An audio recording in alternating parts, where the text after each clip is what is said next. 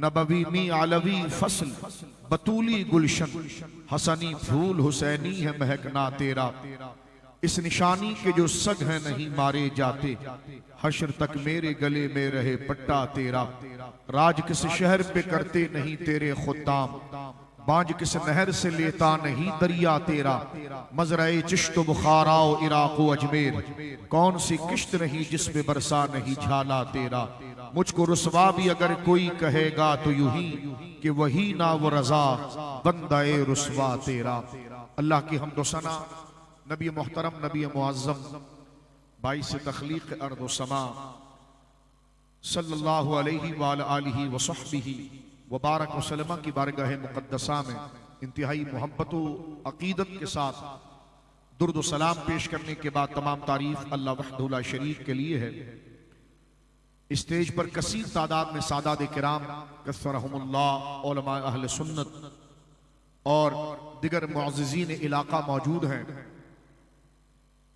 हज़रत क़िबला सैयदुस सादात सैयद आलम शाह साहब तिरमिज़ी मद्दज़िल्लुहु, सैयदुस सादात हज़रत अल्लामा मौलाना क़िबला पीर सैयद अहमद शाह साहब क़ादरी दामत बरकातुहुल आलिया, सैयदुस सादात पीर तरीक़त हज़रत अल्लामा मौलाना क़िबला सैयद बिस्मिल्लाह शाह साहब क़िबला दामत बरकातुहुल आलिया और जितने सादात किराम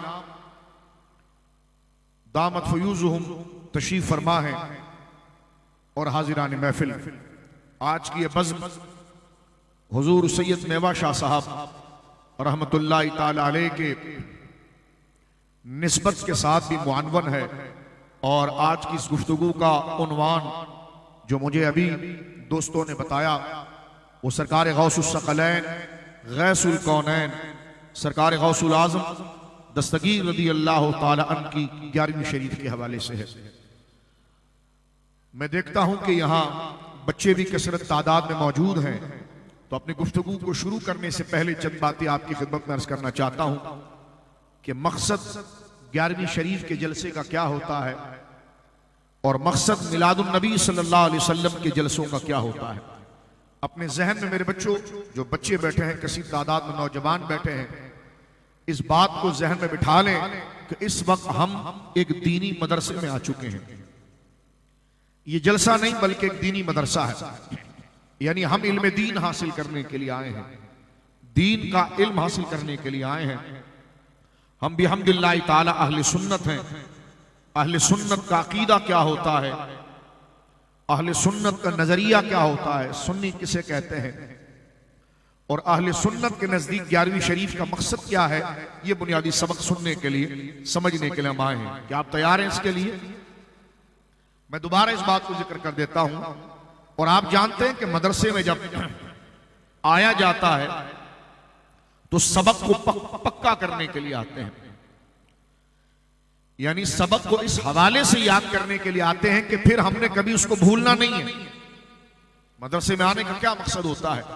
तो इन सादात किराम दामत फ़यूज़ुहुम और इन अकाबिर अजिल्ला मशाइख और उलमा ने जो ये बज़्म को सजाया है, इसका मकसद ना कोई शोर शराबा, ना किसी पर तबर्रा और तनकीद है और ना ये कोई सियासी मकसद है। ये मकसद है कि अल्लाह रब्बुल आलमीन जल्ला व अला ने हमें जो ये जिंदगी अता फरमाई और सरकार दो आलम सल्लल्लाहु अलैहि वसल्लम के दामन से वाबस्तगी अता फरमाई और हुजूर अलैहिस्सलातु वस्सलाम के फजल से भी अल्हम्दुलिल्लाह ताला हमें सुन्नी बनाया है, तो हम अपने अकीदों की इस्लाह, उसकी तजदीद, उसकी अहिया, उसकी दुरुस्तगी की बार बार कोशिश करते रहे।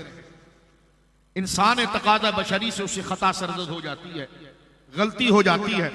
इंसान खता और सवाब यानी अच्छाई और बुराई का मजमुआ है, तो फिर ये मजलिस इसलिए मुनक्किद की जाती है ताकि हमें ये शऊर मिल जाए, ये मंजिल मिल जाए कि क्या वो चीज है जिसको अल्लाह रसूल पसंद नहीं करते और क्या वो आदात हैं और खसलत है जिसको अल्लाह और उसके रसूल पसंद करते हैं, ताकि हम अल्लाह उसके रसूल की पसंद को अपनाएं और जो अल्लाह उसके रसूल की नाराजगी का सबब है उसको छोड़ दें। लिहाजा ये तालीम की महफिल है। बोलिए मोहब्बत से सुभान अल्लाह। अब जब मैं और आप इस मकसद को जान चुके और गौर कर चुके हैं मेरे दोस्तों बुजुर्गों, कि ये मदरसा लग चुका है 11वीं शरीफ की बज़्म, और हम 11वीं शरीफ के बज़्म के उन्वान से इस मकसद को समझने के लिए आए हैं, तो मैं इसकी चंद जहते करता हूं ताकि जो बच्चे बैठे हैं उनको कुल्ली तौर पर अहले सुन्नत व जमात का अकीदा जो वाज़े हो जाए कि 11वीं शरीफ से मकाम से मुराद और मकसद क्या है। तवज्जो है आपकी मेरे दोस्तों बुजुर्गों।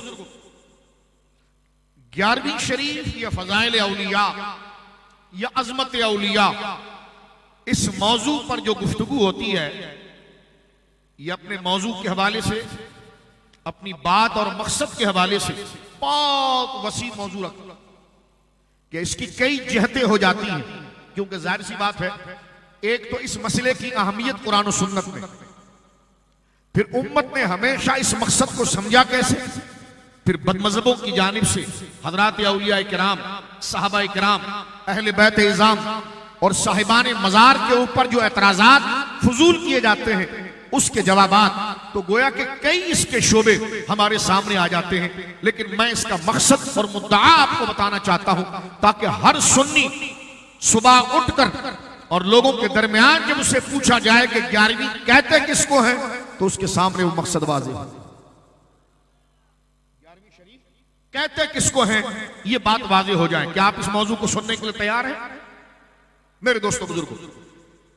11वीं शरीफ, यूं तो लफ्ज़े 11 के एतबार से ये एक अदद है, लेकिन तवज्जो करना, इससे मुराद मेरे दोस्तों बुजुर्गों ये ऐसा उन्वान है, जब हम 11वीं शरीफ बोलते हैं, तवज्जो है आपकी, जरा दिमाग को बिल्कुल हाजिर करें, और जब आपका दिमाग हाजिर होगा तो मैं आपके चेहरे को देखकर समझ जाऊंगा कि आप बात को सुनने के मूड में। लेकिन अभी तक आपकी आंखें खुली और चेहरा बता रहा है कि आपका दिमाग कहीं और है, तो फिर टाइम जाया हो जाएगा।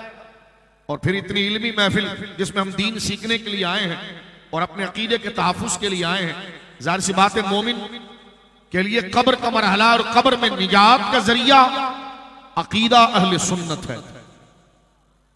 बोले सुभान अल्लाह। अकीदा अहले सुन्नत है। और मेरे दोस्तों बुजुर्गों, 11वीं शरीफ के हवाले से अहले सुन्नत व जमात क्या नजरिया रखते हैं? 11वीं शरीफ एक उन्वान है, 11वीं शरीफ एक मौजू है, 11वीं शरीफ एक नजरिया है, 11वीं शरीफ एक एड्रेस, उन्वान और टाइटल नेम है। किस चीज का? फज़ाइल औलिया। आसान अंदाज में जब लफ्ज़ 11वीं शरीफ हम बोलते हैं ना, तो हमारा जहन फौरन जाता, अच्छा वो मजलिस जिसमें वलियों का जिक्र होगा, और खुसूसन हजरत गौस आज़म। तवज्जो है जरा, मैं आहिस्ता आहिस्ता लेकर चल रहा हूं, और दिमाग को हाजिर करें ताकि कोई आपको ऐसे ही लोटा बिस्तर के चक्कर में कहीं और ना ले जाए, खुदा ना करे। अपने अकीदे को जरा दुरुस्तगी के साथ आप समझ कर इस बात को तवज्जो करें। 11वीं शरीफ ये लफ्ज बोला जाता है फज़ाइल औलिया के लिए, जैसे मीलाद का लफ्ज बोला जाता है फज़ाइल मुस्तफ़ा के लिए। कोई आपसे पूछे जी मिलाद क्या है, तो आप कहेंगे जी हुजूर की शानों का बयान मिलाद। कहते हैं मिलाद कुरान में है। हमने कहा अगर हुजूर की शान कुरान में नहीं तो फिर कुरान में क्या है? एक आसान सी बात मैं आपके सामने अर्ज कर रहा हूं। तो जैसे मेरे बुजुर्गों दोस्तों, मिलाद ये टाइटल है, ये उन्वान है, ये सब्जेक्ट है, ये एड्रेस है, ये पता है किस बात का? शान मुस्तफा। मिलकर कहिए मुंह खोल के सुभान अल्लाह। तवज्जो है आप, यानी जैसे मेरे नौजवान बच्चों सुनो, मिलाद का लफ्ज बोला जाता है शान मुस्तफा के लिए, अजमत मुस्तफा, खानदान मुस्तफा की अजमतों के बयान के लिए। हुजूर की पैदाइश और सरकार दो आलम सल्लल्लाहु अलैहि वसल्लम के कबीले खानदान की शान व अजमत जो कुरान और सुन्नत में है, उसको अगर हम जमा करके किसी झंडे के नीचे, किसी उन्वान के नीचे, किसी टाइटल नेम के नीचे अगर इन तमाम मौजू को लेकर आते हैं, जिसमें सरकार के खानदान का फजाइल भी हो, सरकार की वालिद गिरामी, सरकार की अम्मी जान, सरकार के कबाइल, सरकार की पैदाइश के मरहले, सरकार को जो अल्लाह ने मौजज़ात और शान अता फरमाई, ये सारी मुबारक और सच्ची कुरान और सुन्नत की बातें मेरे दोस्तों बुजुर्गों, हम इस तमाम बातों को जिस स्टेज पर बयान करें, जिस झंडे के नीचे बयान करें, जिस नाम से बयान करें, उस नाम को कहते हैं मिलादुन नबी। इसी तरह वली कौन होता है, वली की शान क्या होती है, वली की क्या बुजुर्गी होती है, वली की क्या करामत होती है, वली की क्या हैसियत होती है, वली की क्या कदर अल्लाह उसके रसूल की नजर में है, ये तमाम मुबारक बातें जो कुरान में आ गई, जो हदीस में आ गई, इन तमाम बातों को जमा करके हम जिस उन्वान और मौजू के तहत उसको डिस्कस करते हैं वो है 11वीं शरीयत। ये इसकी शरई हैसियत। तवज्जो है आपकी? कोई कहे जी हमने 11वीं में मुनाजरा करना है, तो हमने कहा 11वीं तो हमारे नजदीक फजाइल औलिया को कहते हैं। अगर इस मौजू पर मुनाजरा करना है तो कुरान की दर्जन आयत मौजूद है अहले सुन्नत के इस अकीदे किस बात के लिए कला इन्ना औलिया अल्लाह है। सूरह यूनुस में अल्लाह ने क्या शान अपने वलियों की बयान फरमाई, जिसको आप सब जानते हैं। अल्लाह क्या फरमाता, अला इन्ना औलिया अल्लाह ला खौफुन अलैहिम वला हुम यहज़नून, खबरदार बेशक जो मेरे वली हैं उन पर ना कोई खौफ है ना वो गमगीन होंगे। और मेरे वली कौन है? फरमाया अल्लज़ीना आमनू व कानू यत्तकून, जो साहिब ईमान सही अकीदा और वो कानू यत्तकून, मेरी शरीयत पर मेरे दीन पर चलने वाले, लहुमुल बुशरा फिल हयात दुनिया व फिल आखिरा, मेरे जो वली हैं जिन पर खौफ नहीं, जिन पर गम नहीं, जो साहिब ईमान है, साहिब तकवा है, रब कहता ऐसे शान वाले जो मेरे वली हैं, लहुमुल बुशरा फिल हयात दुनिया व फिल आखिरा, उनके लिए बिशारत दे, इज्जतों के तराने दुनिया में भी है और आखिरत में भी है। और फरमाया ये इज्जतें जो हम उनको दुनिया में देते हैं और आखिरत में देते हैं, फरमाया ला तब्दील अली कलिमातिल्लाह, अल्लाह जो ये शान अता करता है तो ये शान देकर अल्लाह फिर वापस नहीं देता, इसलिए कि अल्लाह का फरमान कभी तब्दील नहीं होता। ज़ालिका हुवल फौजुल अज़ीम, यकीनन ये उन औलिया के लिए बहुत बड़ी कामयाबी है। अब बताओ ये कुरान में आयत है कि नहीं? वलियों की कितनी बड़ी शान बयान हुई, यही 11वीं शरीयत। बोलिए सुभान अल्लाह, यही क्या है जी? 11वीं शरीयत। इस तरह कई आयत कुरान करीम की है जिसमें औलिया किराम की शान व अज़मत बयान की गई, उसको 11वीं शरीफ कहा जाता है। एक अब 11वीं शरीफ का इस लफ्ज को एक और माने में भी इस्तेमाल करते हैं, तवज्जो करो, खास तौर पर हजरत गौसे आजम का जिक्र। अब मैं उस तरफ चलता हूं, पहले ये उन्वान आपको मैं गिनवा दूं ताकि मुकम्मल तौर पर ये आपको समझ में आ जाए। कल को आप ये ना बोले कि सैयद अहमद शाह साहब की सदारत की, दामद बरकातुहुल आलिया, सैयद आलम शाह साहब की सदारत थी, सैयद बिस्मिल्लाह शाह साहब की सदारत थी, और मेवा शाह कब्रिस्तान में हुजूर सैयद मेवा शाह रहमतुल्लाह अलैह के मंसूब निस्बत के साथ थी और हमें पता कोई ना चला। ना ना, तवज्जो आप नहीं करेंगे वरना ये मजबूत स्टेज अहले सुन्नत के नजरिए को आपके सामने वाज़ेह करेगा। तो एक देखें 11वीं शरीफ का एक माना था, तवज्जो है आपकी, एक माना, मिसाल के तौर पर आप गौर करें, आप स्कूल कॉलेज पढ़ते हैं, उसमें आपकी एक किताब का नाम साइंस होता है कि भाई ये साइंस की किताब है, ये मैथ्स की किताब है, ये फलां टॉपिक की किताब है। अब नाम उसका इतना से होता है मैथ्स, लेकिन उसमें 1000 ब्रांचेस होती है, इतनी मोटी किताब, उसमें 1000 उसकी अक़साम होती है।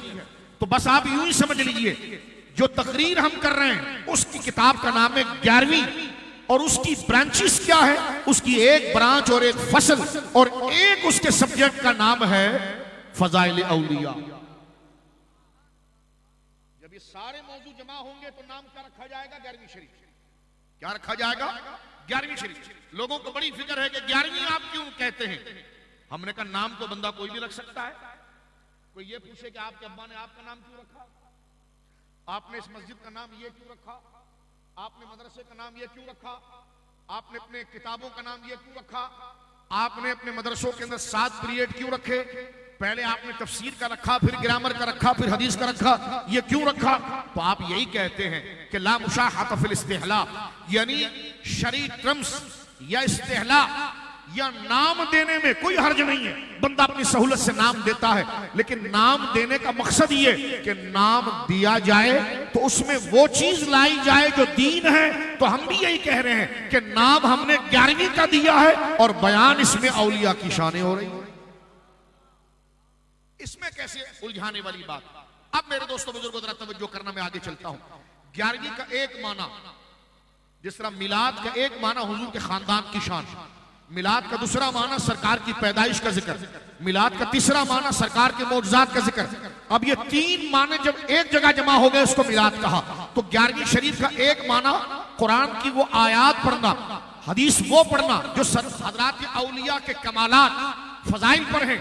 तो ये एक माना जिसमें फजाइल औलिया पढ़े जाएं, उस महफिल को 11वीं कहते हैं। जिसमें खुसूसी तौर पर हजरत गौसे आजम का जिक्र हो उसको 11वीं कहते हैं। और जिसमें गौसे आजम के एसाले सवाब के फजाइल को डिस्कस किया जाए उसको 11वीं शरीफ कहते हैं। और वो ये तीनों टॉपिक जब इसको आप जमा करेंगे, फजाइल औलिया, फिर वलियों में से कामिल वली गौसे आजम का जिक्र, पहले मुद्दा समझ लें, फजाइल औलिया, गौसे आजम का जिक्र, फिर गौसे आजम की तरफ जो एसाले सवाब की निस्बत जो होती है, ये 3 मौजू जहां जमा हो जाए उसका नाम 11वीं रख दिया। अब आप बताइए इसमें तीनों में से कौन सा ऐसा मौजू है जो खिलाफ शरा, जिसको बिदअत कहा जाए, जिसको नाजायज कहा जाए। अब मैं आगे बढ़ने जा रहा हूं, तवज्जो है आपकी, गौर करें। अब मैं एक एक उन्वान से चलता हूं। यह हमारे नजदीक 11वीं शरीफ का अकीदा है, यह हमारे नजदीक 11वीं शरीफ की शरई हैसियत है। आगे चलिए मेरे दोस्तों, सबसे पहले मैंने आपके सामने क्या बात की है? मैंने आपके सामने ये बात की कि 11वीं शरीफ का मकसद है औलिया के कमालात का जिक्र, जो अल्लाह ने उनको कमालात अता फरमाया। अल्लाह ने जो उनको सबसे बड़ा कमाल अता फरमाया वो अपना कुर्ब अता फरमाया। क्योंकि वली कहते ही करीब को है, ये वाव लाम या वलीयुन, इसका माना करीब। इमाम राजी अलैहि रहमत लिखते हैं वल वाव वल लाम वल याओ यदुल्लु अलल मानल कुर्ब। तवज्जो सुनो, एक एक लफ्ज बिल्कुल मदरसे के अंदाज में हम अलिफ बा से लेकर ऊपर तक पढ़ा रहे हैं आपको। फिर यह ना कहना कि तकरीर में आए थे दीन समझ में नहीं आया। तवज्जो मेरे दोस्तों करना, अल्लाह हम दोनों को अमल की तौफीक अता फरमाए। और कीजिए, वली 11वीं शरीफ का माना मैंने आपको बता दिया। अब उसका एक जहत, उसका एक उन्वान हम ले रहे हैं, फजाइल औलिया। औलिया जमा है वली की, औलिया एक हो तो उसको कहते हैं वली, और 3 या 3 से ज्यादा हो तो उसको कहते हैं औलिया। क्योंकि अरबी जबान में जमा का इतलाक 3 पर होता है या 3 से ज्यादा। 2 को तस्निया कहते हैं, 1 को वाहिद कहते हैं, 3 को जमा कहते हैं।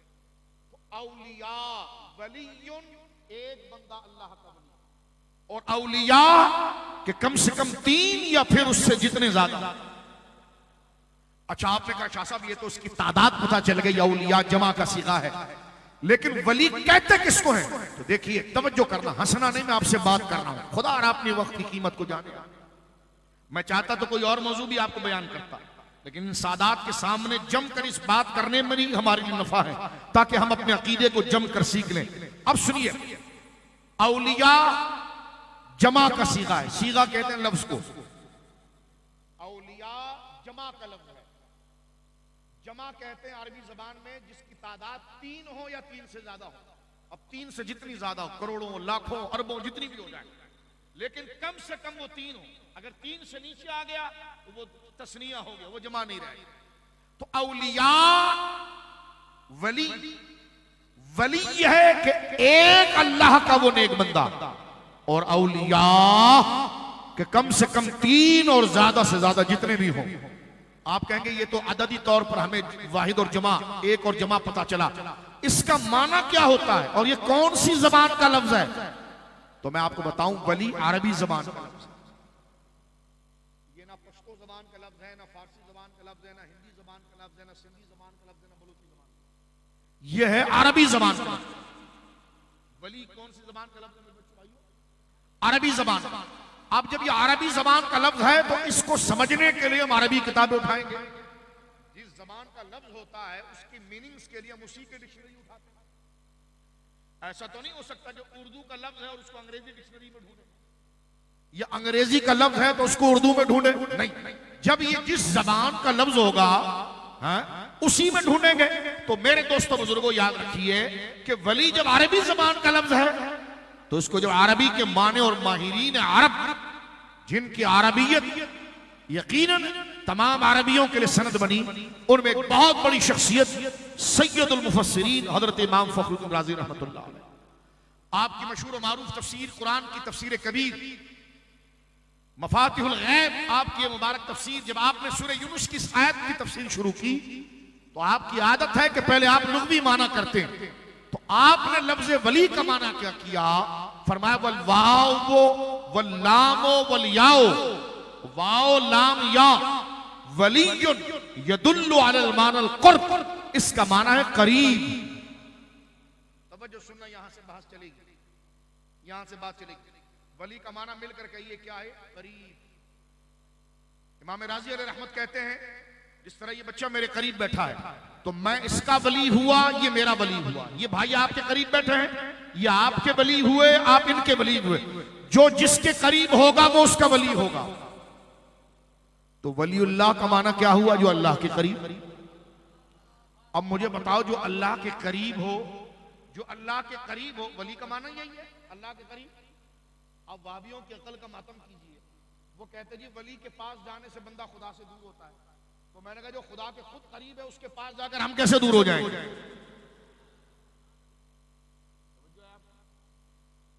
यूं तो सबको कह रहे हो खुदा वली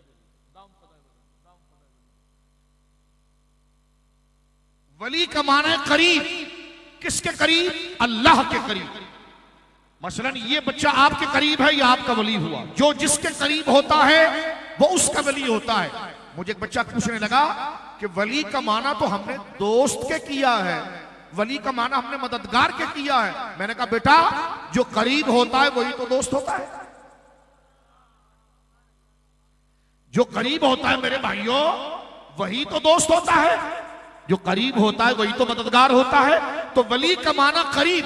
लेकिन यहां एक सवाल है, आप कहेंगे शाह साहब हम इस बात को कबूल कर लेते हैं, मुकम्मल इसकी लॉजिक आपके सामने रख रहा हूं कि वली का माना करीब हमने मान लिया, और आपने मिसाल ये दी कि ये दोस्त मेरे करीब, मैं इसके करीब। जो जिसके करीब होगा वो उसका वली होगा। हम दोनों करीब हैं, तो इस जहत से आप मेरे करीब हैं तो आप मेरे वली हुए, मैं आपके करीब हूं तो मैं आपका वली हुआ। लेकिन पूछा गया कि भाई किसी के करीब होने के लिए दो चीजें जरूरी हैं। एक तो वो कहीं बैठा हुआ हो, एक वो जनाब बैठे हुए हैं तो मैं इनके करीब हूं, एक या तो वो किसी जगह पर बैठा हुआ हो, एक या इसको कहेंगे हम कुर्ब मकानी। मकान बमुराद हमारा 80 गज का नहीं, अरबी जबान में मकान जगह को कहते हैं। अरबी जबान में मकान किसको कहते हैं जी? जगह को। तो किसी के करीब होने के लिए उसका किसी जगह पर होना चाहिए। आप एक जगह पर होंगे तो मैं आपके जगह के करीब आऊंगा ना, तो करीब होने के लिए जगह का होना चाहिए। अगर जगह में हम करीब नहीं तो जमाना कम से कम एक होना चाहिए कि आज 10 तारीख है, दिसंबर की 10 तारीख है, तो अगर आप मेवाशाह में बैठे हैं, अगला लियाकताबाद में बैठा है, तो जगह के एतबार से तो करीब नहीं, लेकिन जमाना दोनों का एक ही है कि 10 तारीख को दोनों एक जमाने में मौजूद थे, तो जमाने का कुर्ब हो गया। तो करीब होने के लिए दो चीजें होती हैं, या दोनों का ड्यूरेशन पीरियड एक हो, या वो जगह और स्पेस एक हो, जिसको टाइम और स्पेस आप साइंस में कहते हैं, या दोनों एक टाइम में कहीं पर हो या एक जगह पर हो। तो ये मेरे और आपके लिए तो हो सकता है कि मैं एक जगह पर बैठा हुआ हूं तो आप मेरे साथ आकर बैठ गए, तो आप मेरे करीब हो गए, मैं आपके करीब हो गया। या ये तो मुमकिन है जिस वक्त आप जिंदा और मौजूद हैं, कहीं दूर मैं भी जिंदा और मौजूद हूं, जगह के एतबार से तो हम करीब नहीं, लेकिन जमाना हमारा दोनों का एक ही कि 10 तारीख को आप भी मौजूद थे, मैं भी मौजूद था। लेकिन ये दोनों माने अल्लाह के लिए तो नहीं कर सकते, इसलिए कि अल्लाह के लिए ना जगह है ना जमाना है, तो फिर अल्लाह के करीब बंदा कैसे होता है? सवाल समझे आप मेरा? नहीं समझे भाई? मैंने पहले ये माना किया कि वली का माना है करीब होना, और करीब कोई किसी के जब हो सकता है जब कहीं कोई बैठा हुआ हो, और अल्लाह बैठने से पाक है, तो फिर अल्लाह के करीब बंदा कैसे होगा? और वली होने का क्या माना हुआ? तवज्जो है। हज़रत इमाम राज़ी अलैहि रहमत ने बड़ी प्यारी बात फरमाई, तवज्जो कीजिएगा मेरे दोस्तों बुजुर्गों। ये बिल्कुल ठीक है कि अल्लाह जगह से पाक, अल्लाह जमाने से पाक, टाइम और स्पेस के कानून में खुदा की जात नहीं आती। एक एथिस्ट, एक दहरिया कहने लगा ये क्यों नहीं आती? तो उससे एक बच्चे ने पूछा, बताओ जिसने कंप्यूटर इजाद किया था, कंप्यूटर जिसने बनाया था, वो कंप्यूटर के अंदर था कि बाहर था? उसने कहा बाहर था जब तो बनाया। तो कहा एक बात तो समझ में आ गई कि जो इजाद करता है वो इजाद से बाहर होता है, तो लिहाजा रब ने जब इसको इजाद किया तो रब इस कायनात में कहां होगा? यानी जिसको जगह के एतबार, वो इल्म के एतबार से तो मौजूद है, लेकिन किसी जगह पर आ जाना लई सके मिसली शय, रब की जात ऐसी नहीं है कि जिससे हम किसी भी शय से उसको एग्जाम्पल दे सके। तवज्जो है ना, उस पर वक्त गुजरता है ना उस पर जगह गुजरती है, क्योंकि ये बदन की सिफत है। ये उनके लिए हो सकता है कि जो फना हो जाते हैं, और रब की जात बाकी है कि वो कहीं चलने फिरने से, आने जाने से रब की जात पाक है, मुनज़्ज़ा है। ये तो हम जैसे मखलूक की सिफात है, रब की जात इस सिफत से पाक है। जैसे मैंने आपके सामने कंप्यूटर की मिसाल, तवज्जो कीजिए। लेकिन बात आगे चलेगी, लेकिन ये कैसे पता चले कि बंदा अल्लाह के करीब हो गया? इस कुर्ब से मुराद, वली का जो कुर्ब अल्लाह के साथ है, उससे मुराद जगह नहीं है कि माज़अल्लाह खुदा कहीं मौजूद हो, अल-अयाज़ु बिल्लाह, उससे तो अल्लाह पाक है। तो बंदा कहीं वहां मौजूद हो जाए नहीं। इमाम राज़ी अलैहि रहमत बड़ी प्यारी बात करते हैं, फरमाया देखिए वलीउल्लाह की तरकीब कि ये अल्लाह का वली है, इसमें अगर आपको परेशानी हो रही है तो जरा ये बताओ, कुरान जिसे नाकतुल्लाह कहता है, हजरत सालेह अलैहिस्सलाम की ऊँटनी, हजरत सालेह अलैहिस्सलाम की ऊँटनी जिसको कौम समूद ने कत्ल कर दिया था, और वो ऊँटनी जो पहाड़ से आई थी, रब ने उसको अपनी ऊँटनी कहा नाकतुल्लाह। नाका कहते हैं ऊँटनी को, लेकिन माना यहां ऊँटनी का नहीं है। ऊँटनी किस लिए इस्तेमाल होती है जी? सवारी के लिए। वो जमाना था कि जिसमें खच्चरों पर सवारी होती थी, ऊंटनी पर सवारी होती थी। तवज्जो है, ऊंट पर सवारी होती थी। तो नाकतुल्लाह का माना क्या हुआ? रब की सवारी, रब की ऊंटनी। लेकिन ये माना तो ये हुआ, तो माना क्या ये करेंगे कि रब उस पर सवार होता है? माज़अल्लाह, रब तो सवार होने से पाक है। तो नाकतुल्लाह का माना क्या हुआ? नाकतुल्लाह का माना ये हुआ कि ये रब उस पर सवार नहीं होता, लेकिन रब की अजमतों का इजहार इससे होता है। तो जिस तरह बैतुल्लाह अल्लाह का घर, बैतुल्लाह अगर नाकतुल्लाह में मुश्किल हो रही है तो फिर दूसरा लफ्ज ले लें आप, बैतुल्लाह। मैं हंसा नहीं रहा, आपको ये इल्मी मसला करीब लाकर समझा रहा हूं, ताकि वलियों से आपके लिए अजनबियत खत्म हो जाए, अजनबियत खत्म हो जाए। शैतान वलियों के लिए अजनबियत और शक पैदा करता है, और बंदा फिर उनकी ताजीम और मोहब्बत से भागता है। यही जुर्म लगा वाबियों को, जिसकी वजह से उन्होंने उनको बिल्कुल हकीर लफ्जों से याद किया। सुन्नी को भी हम्दुलिल्लाह ताला कुरान का पूरा फैज आया कि वो अल्लाह का मुकाबिल नहीं मानते, बल्कि अल्लाह का महबूब मानते, वलियों को अल्लाह का। अब जरा तवज्जो कीजिए मेरे दोस्तों, क्योंकि मुकदमा है थोड़ा मुश्किल भी होगा, लेकिन मैं उसको आहिस्ता कर रहा हूं, कोई ऐसी बात तो नहीं। जब आईफोन का फंक्शन आप समझ सकते हैं, जब एंड्रॉइड का फंक्शन समझ सकते हैं, तो ये सादा सी बात क्यों नहीं समझ सकते? इसलिए कि आपको उससे गर्ज है। तो मैंने कहा बेटा वो गर्ज तो दुनिया की है, और ये तो वो अकीदा है जिसकी गर्ज दुनिया में भी और आखिरत में भी है। तो तू तवज्जो तो कर। एक बंदा ऐसा है जिसको अंग्रेजी का कख नहीं आता, यानी कुछ भी नहीं आता, लेकिन वो स्मार्ट मोबाइल चला रहा होता है, उसको पता है कि कौन सा ऐप किस काम के लिए, क्योंकि दिलचस्पी है। तो मैंने कहा जो जबान तुझे नहीं आती, जो लैंग्वेज तुझे नहीं आती, लेकिन तेरी दिलचस्पी की वजह से मेरे दोस्त तू उसका माहिर बन जाता है, तो दीन तो बहुत आसान है। जो कब्र और हश्र तक है उसमें दिलचस्पी अगर तू पैदा कर ले तो दीन मुश्किल नहीं, दीन बहुत आसान।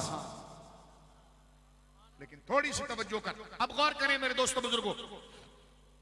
एक लफ्ज बोला जाता है बैतुल्लाह, अल्लाह का घर।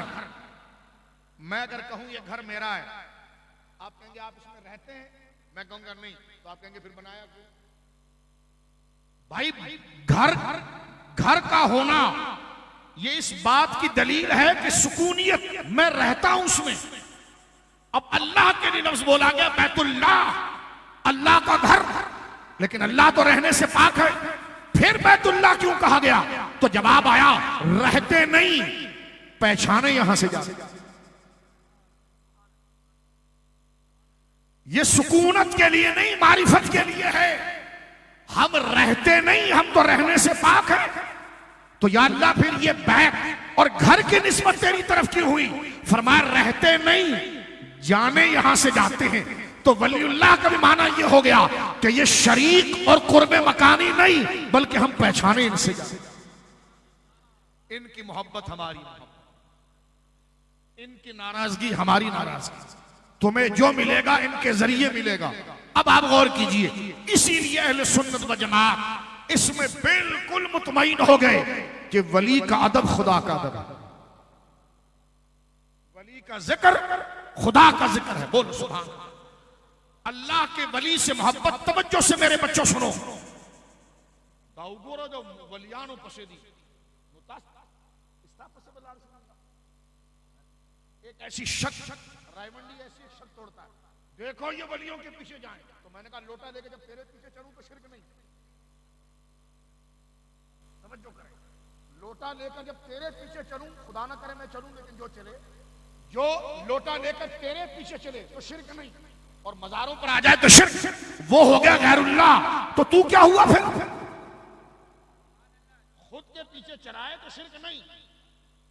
औलिया की, क्योंकि आगे मैं इसको खोलूंगा, क्योंकि इनका जहन क्या है, तवज्जो से सुन। ये कहते हैं ये कैसे हो सकता है? एक बंदा मुझसे कहेगा ये आप क्या बात कर रहे हैं, ये कैसे हो सकता है कि वली की मोहब्बत अल्लाह की मोहब्बत हो? हो ये कैसे?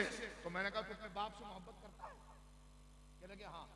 मैंने कहा अल्लाह के मुकाबले पर करता है या अल्लाह के लिए करता है? कहने लगे अल्लाह के लिए। तो मैंने कहा जब तेरी बाप की मोहब्बत अल्लाह की मोहब्बत हो सकती है, तो गौसे पाक की मोहब्बत अल्लाह की मोहब्बत नहीं हो सकती।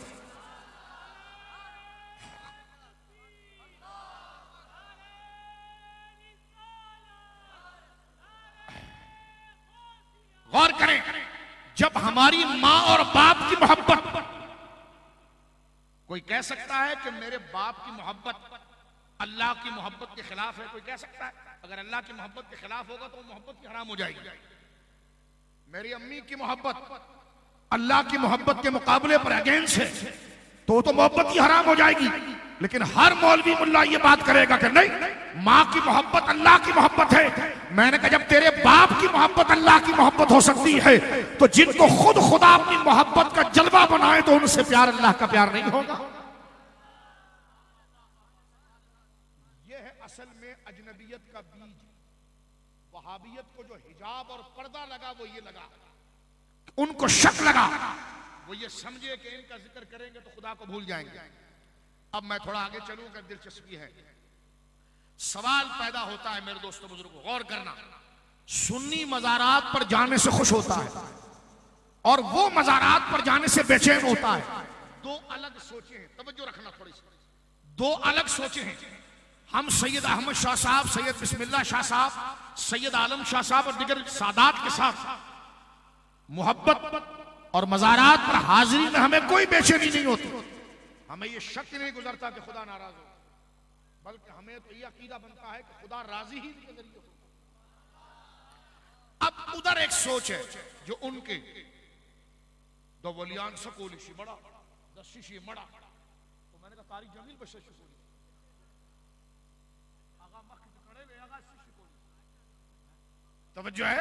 अब उनकी अपनी कि ये वली क्या कर सकता है? मैंने कहा टिक कर बैठ जरा, मैं तुझे बताता हूं वली क्या कर सकता है।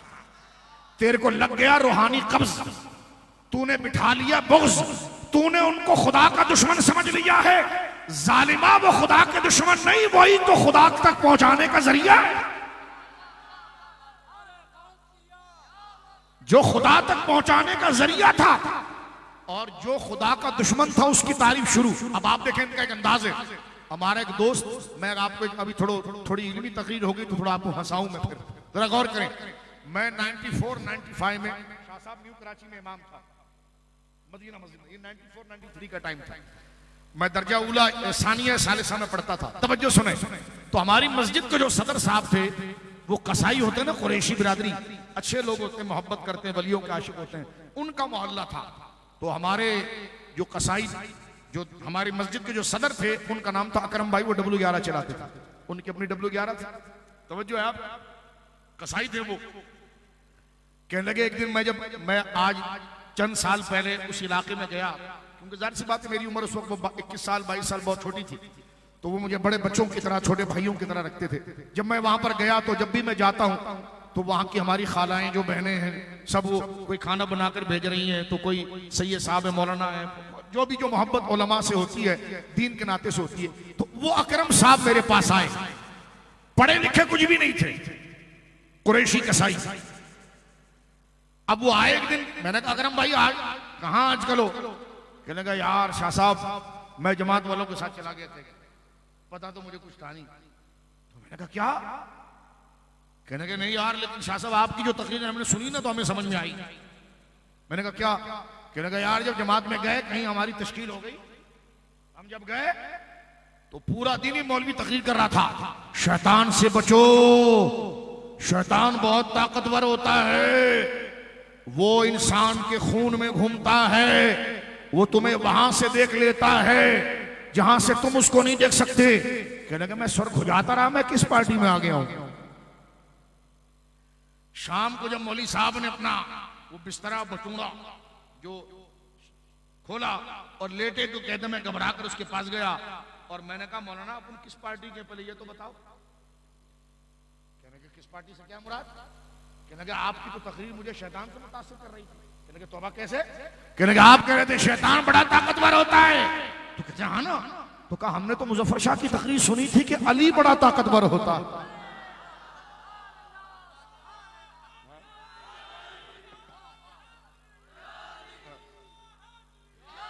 हमने तो सुना सुन्नी उलमा सईद अहमद शाह साहब से कि गौसे आजम बड़े ताकतवर हैं, अबू बकर उमर उस्मान अली बड़े ताकतवर हैं, हसन हुसैन बड़े ताकतवर हैं, सहाबा बड़े ताकतवर हैं। बोलो ना सुभान अल्लाह।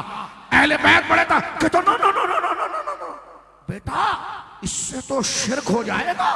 अगर तुम गौस पाक को और अली को ताकतवर कहोगे शिर्क हो जाएगा। वो तो था फिर कुरैशी, उसने टोपी फेंकी, उसने कहा जो इब्लीस नाना को तू ताकतवर कह रहा है उससे कोई शिर्क नहीं होगा।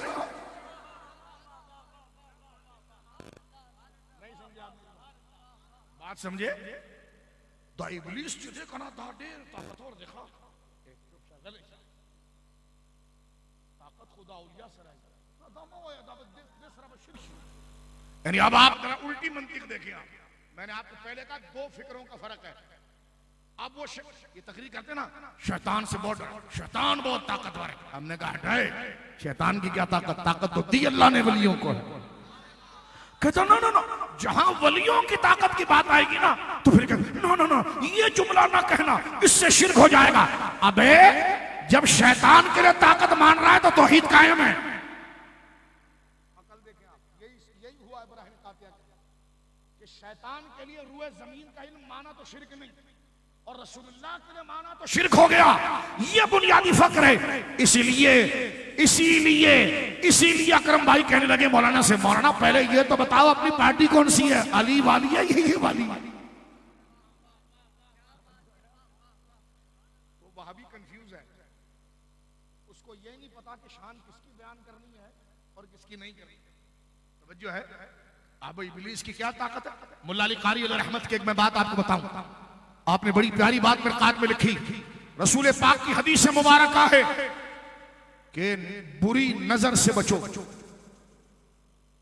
तवज्जो है? बुरी नजर, नजरे बद।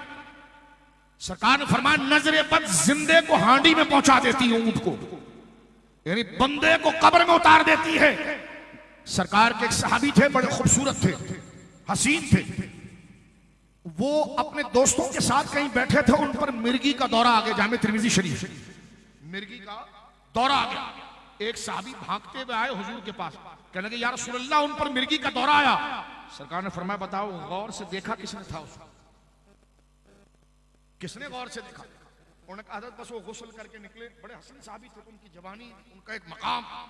एक सहाबी ने उनको गौर से देख लिया और माशाल्लाह या ला हौला वला कुव्वता, ये माशाल्लाह नहीं कहा, वो नजर लग गई, वो जमीन पर गिर गए। ये कहते हैं किसी चीज में कोई तासीर नहीं, कोई तासीर नहीं। क्या कहते, सब कुछ खुदा से होना, बंदे से कुछ ना होना। ये तबलीग का पहला दर्स होता है। अगले से टिका के थप्पड़ दो उसको, कहने क्यों मारा? हमने कहा सब कुछ खुदा से होना, बंदे से कुछ ना होना। ये क्या, ये तो जबरी अकीदा है कि इंसान पत्थर है, कोई उसको इख्तियार है भी और नहीं भी। हर इंसान मुख्तार होता है। तो जब हर इंसान मुख्तार होता है तो जो अल्लाह के वली हैं उनको कितने इख्तियार हैं? वो बेइख्तियार कैसे हो सकते हैं? नबी वली कैसे बेइख्तियार हो सकते हैं? सरकार दो आलम सल्लल्लाहु अलैहि वसल्लम ने शाह फरमाया, किसने इसको नजर लगाई? वो एक सहाबी आगे आए, कहने लगे या रसूलल्लाह, मैंने इनको गौर से देखा था। सरकार ने फरमाया, जाओ पानी लो और इस्तिंजा करो, और तुम्हारे इस्तिंजा से जो बचा हुआ पानी वो लेकर आओ। जब लाया गया तो वो बचा हुआ पानी इस्तिंजा से जब उनके चेहरे पर मारा गया, तवज्जो है, तो वो सहाबी बिल्कुल सालिम हो गए। तो देखे, अगर किसी शय में कोई तासीर ही नहीं है तो नजरे बद में कितना बड़ा फसाद है, नुकसान है। मुल्ला अली कारी कहते हैं कि जब बुरी नजरें, और बात भी वाज़ेह है कि जब बुरी नजरें जिंदे को मार सकती है तो खैर की नजरें मुर्दे को जिंदा कर सकती है। कहते जी खैर की नजरें कैसा जिंदा कर सकती है? तो मैंने कहा, ओ मुशरिका, जब तू काली नजर के लिए तासीर मानकर मुसलमान रहा, जब मारने की तासीर जब काली नजरे बद में आ गई, जब नजरे बद मारे, तवज्जो है, नजरे बद मारे, मारता खुदा ही है, लेकिन वो जरर में सबब बन जाए और बंदे को नुकसान पहुंचाए, तो जब जरर के लिए, नुकसान के लिए, शैतानत के लिए और तबाह करने के लिए जब नजरे बद वास्ता बन सकती है, तो जिंदा करने के लिए, आबाद करने के लिए, तैराने के लिए, संवारने के लिए वली की नजर सबब क्यों नहीं बनी?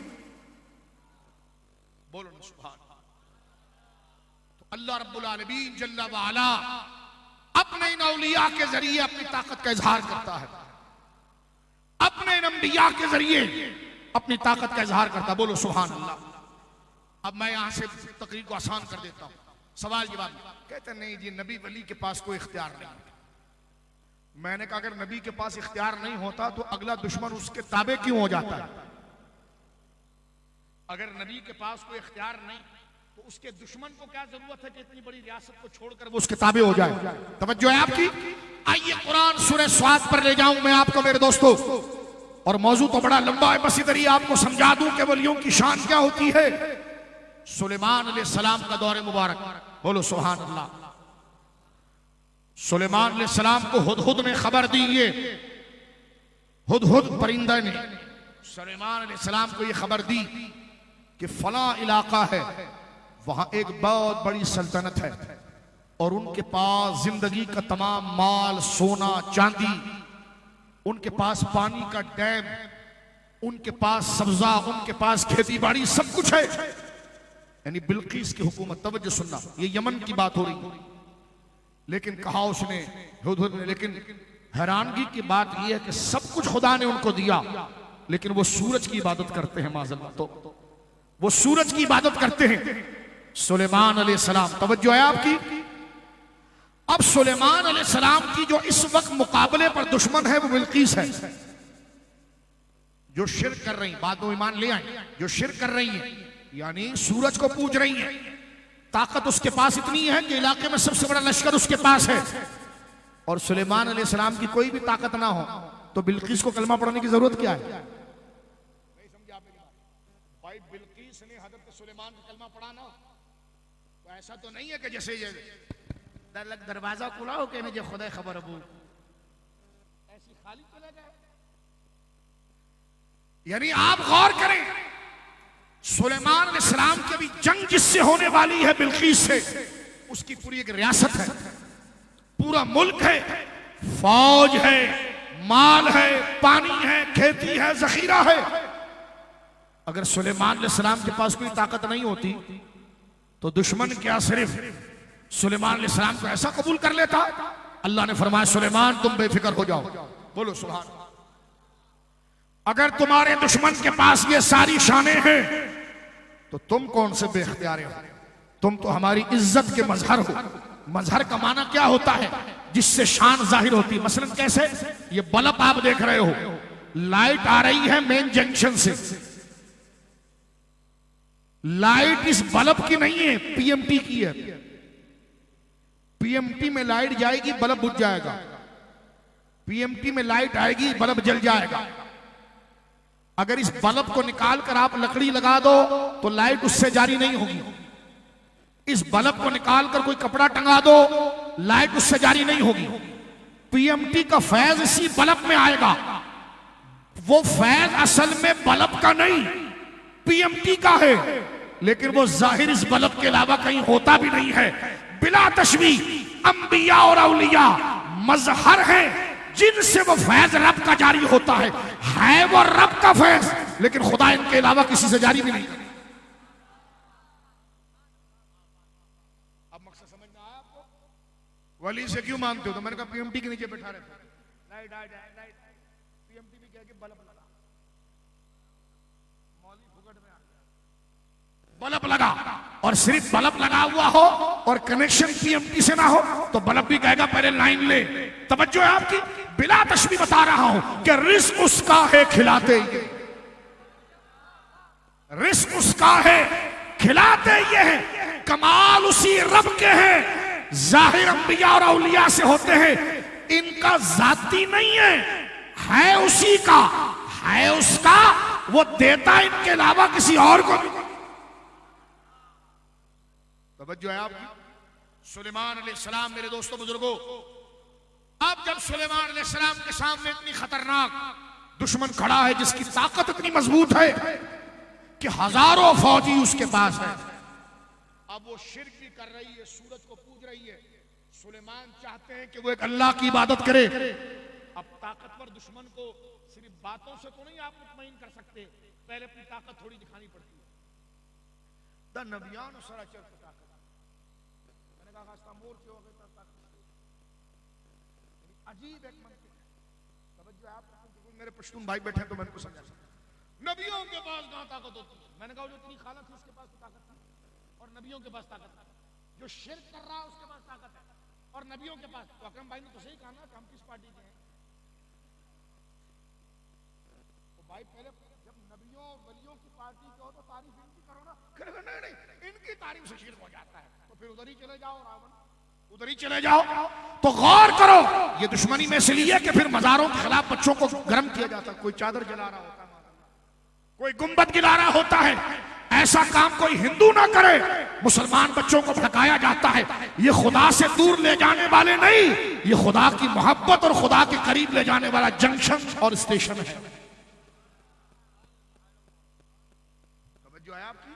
गौर कर रहे हो? लेकिन मैं बात अभी आपको क्लियर करता हूं। बस मुझसे कहने लगे मैंने कहा जी, कहने लगे क्यों गए थे मेवा शाह अब्दुल्ला शाह गाजी? क्यों खुदा मस्जिद में नहीं मिल रहा था? खुदा तुम्हारी बात मस्जिद में नहीं सुनता जो तुम मेवा शाह और अब्दुल्ला शाह गाजी रहमतुल्लाह अलैह जाते हो? मैंने कहा थोड़े थोड़े गंजे तो आप ही रख रहे हो। कह रहे हाँ उमरा करके आया। मैंने कहा क्यों खुदा यहां मस्जिद में नहीं सुन रहा था, वहां गया? तवज्जो है? इसको कहते गुंबद की सदा, जितना बोलोगे उतना जोर से सुनोगे। आप सवाल नहीं समझे। कहने लगे क्या खुदा यहां नहीं सुनता? तुम बगदाद जाते हो, खुदा यहां नहीं सुनता? तुम अब्दुल्ला शाह गाजी जाते हो? तो मैंने कहा ये आपके सर के बाल क्यों गंजे हैं? उम्रे तले। तो मैंने कहा क्यों खुदा यहां नहीं सुन रहा था, वहां गया? तो फिर कुछ कहेगा, क्या मतलब इसका? मैंने कहा मौली साहब वो सुनता हर जगह से है, राजी हर जगह से नहीं होता। राजी वही होता है जहां उसकी महबूब जगह है। मौली साहब मसला सुनने का नहीं है, मसला उसके राजी होने का है, जिसका एतराफ तू मस्जिद हराम में जाकर खुद करता है कि सुनता तो वो इस मस्जिद में भी है जो तूने कब्जा की है, सुनता तो वो इस मस्जिद से भी है लेकिन राजी वहां होता है जहां उसके महबूबों के पांव के निशान लगे हो।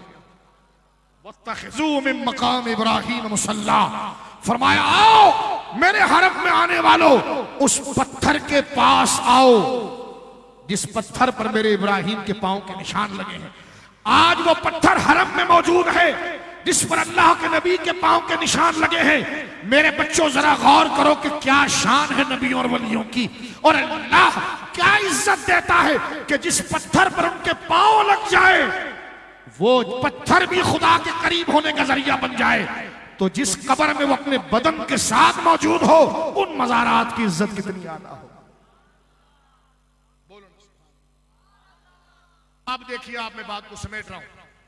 हजरत सुलेमान अलैहिस्सलाम के बारे में अल्लाह कहता है फसख्खरना लहू रीहा, हमने हवा, रीह कहते हैं अरबी में हवा को। अल्लाह फरमाता है हमने हमने हमने, ये कहते अता की दलील क्या है? मैंने कहा ना, फसख्खरना ना, हमने दे दिया। बोलो तुमको रियाल मिल जाए तो जायज है, वली को कुछ नहीं। कहते अता की दलील क्या है? मैंने कहा ये जमा की जो जमीर है यही है। फसख्खरना, रिस्क उसका है, खिलाते ये है। अल्लाह फरमाता है हमने ताबे दे दी, हमने कंट्रोल में कर दिया हवा को सुलेमान के। बोलो सुभान अल्लाह, बोलो सुभान अल्लाह। आप कहेंगे शाह साहब कंट्रोल में दे दिया हवा सुलेमान को, इसमें क्या है? मैंने कहा आगे देख अल्लाह क्या कहता है, तजरीबी अमरी ही है मेरे सुलेमान, जहां तू बोलेगा हवा वहां चले, और बोलेगा नहीं। कुरान कहता है अमरी ही, जहां तू हुक्म। कुरान देखिए नबियों का मकाम, बोलो सुभान अल्लाह। देखिए मेरे बच्चों अल्लाह कैसा मकाम देता है नबियों को। अल्लाह फरमाता फसख्खरना लहू रीह, हमने ताबे कर दिया, कंट्रोल में दे दिया हवा को सुलेमान के हाथ में। फरमाया तजरी, हवा चलेगी चलेगी मगर भी अमरी ही, जहां तेरा ऑर्डर होगा। शिर्क क्यों नहीं हुआ जी? शिर्क क्यों नहीं हुआ? यही तो हम कहते हैं कि अल्लाह रब्बुल आलमीन जल्ला वाला करता वही है, लेकिन अपने महबूबों की वजाहत और इज्जत के लिए उन्हें वो इख्तियार अता फरमाता है। तवज्जो कर रहा, फरमाया कि फसख्खरना लहू रीहा तजरी भी अमरी ही, हमने कंट्रोल, स्टीयरिंग आपके कंट्रोल में होता है ना, दाएं घुमा ले बाएं घुमा ले। अल्लाह फरमाता तजरी भी अमरी ही, सुलेमान जाओ, वह भी भौंकता रहेगा लेकिन सुन हम अपने नबियों को नवाजते कैसे हैं। फरमाया अब हवा मेरी है, चलेगी तेरे हुक्म से। बोलो सुभान, आवाज नहीं है।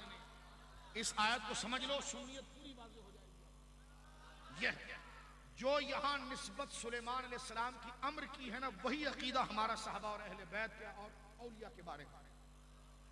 कहते उनकी तरफ इख्तियार की निस्बत शिर्क है, तो मैंने कहा ये इख्तियार नहीं है। अम्र इख्तियार नहीं होता, ऑर्डर इख्तियार नहीं होता, यह मजबूरी होता है। जो ऑर्डर दे वो मुख्तार होता है कि मजबूर होता है? बोलो ना, वो मुख्तार होता है कि मजबूर होता है? मुख्तार होता है। तो कुरान तो खुद बताता है कि अंबिया आजिज नहीं है। अल्लाह के करम और उसके फजल के मजहर होने के लिए बंदों पर खुदा ने उनको मुख्तार बनाया। फरमाया सुलेमान बिल्कीस क्या बेचती है, और बिल्कीस की हैसियत क्या, उसकी लाखों फौज की हैसियत क्या। हमने कायनात का निजाम देखो, पूरी कायनात का निजाम हवा पे चलता है।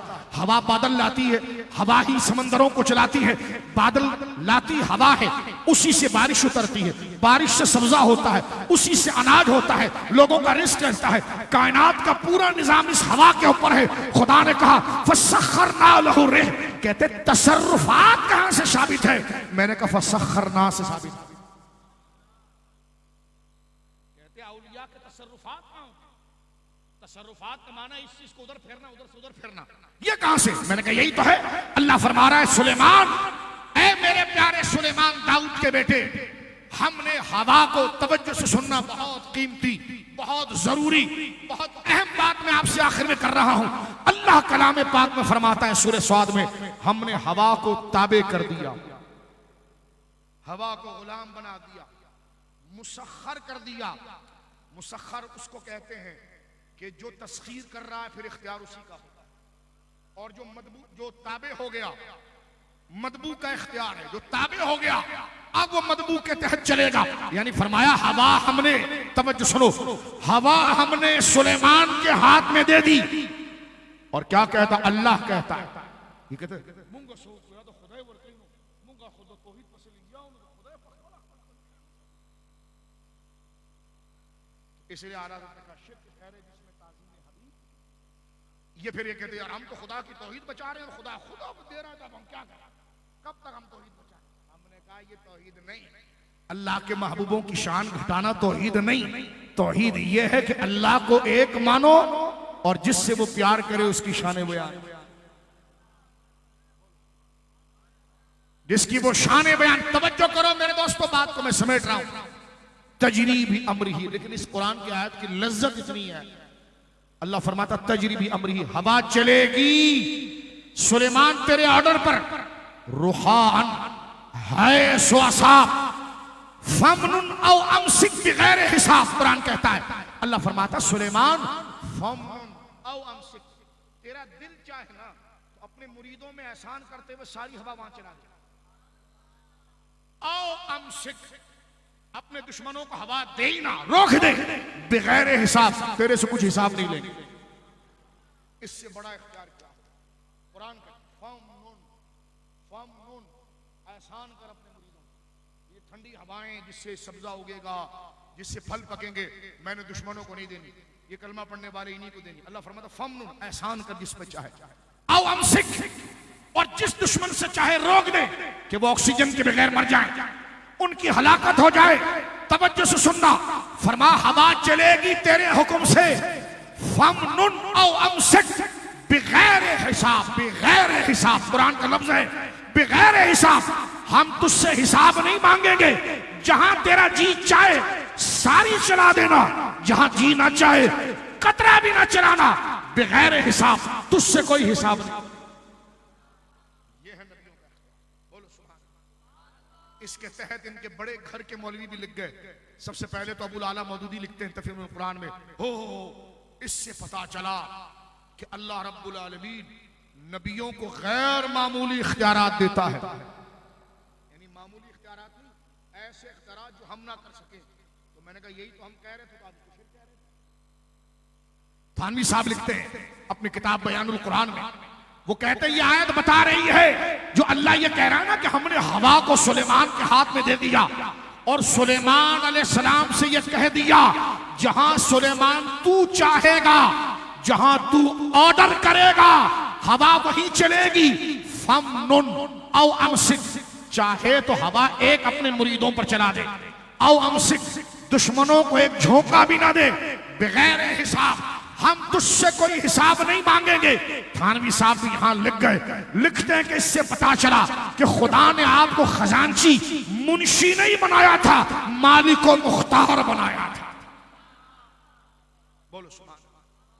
यही इमाम राजी लिख गए ऊपर, यही सारे उलमा लिख गए।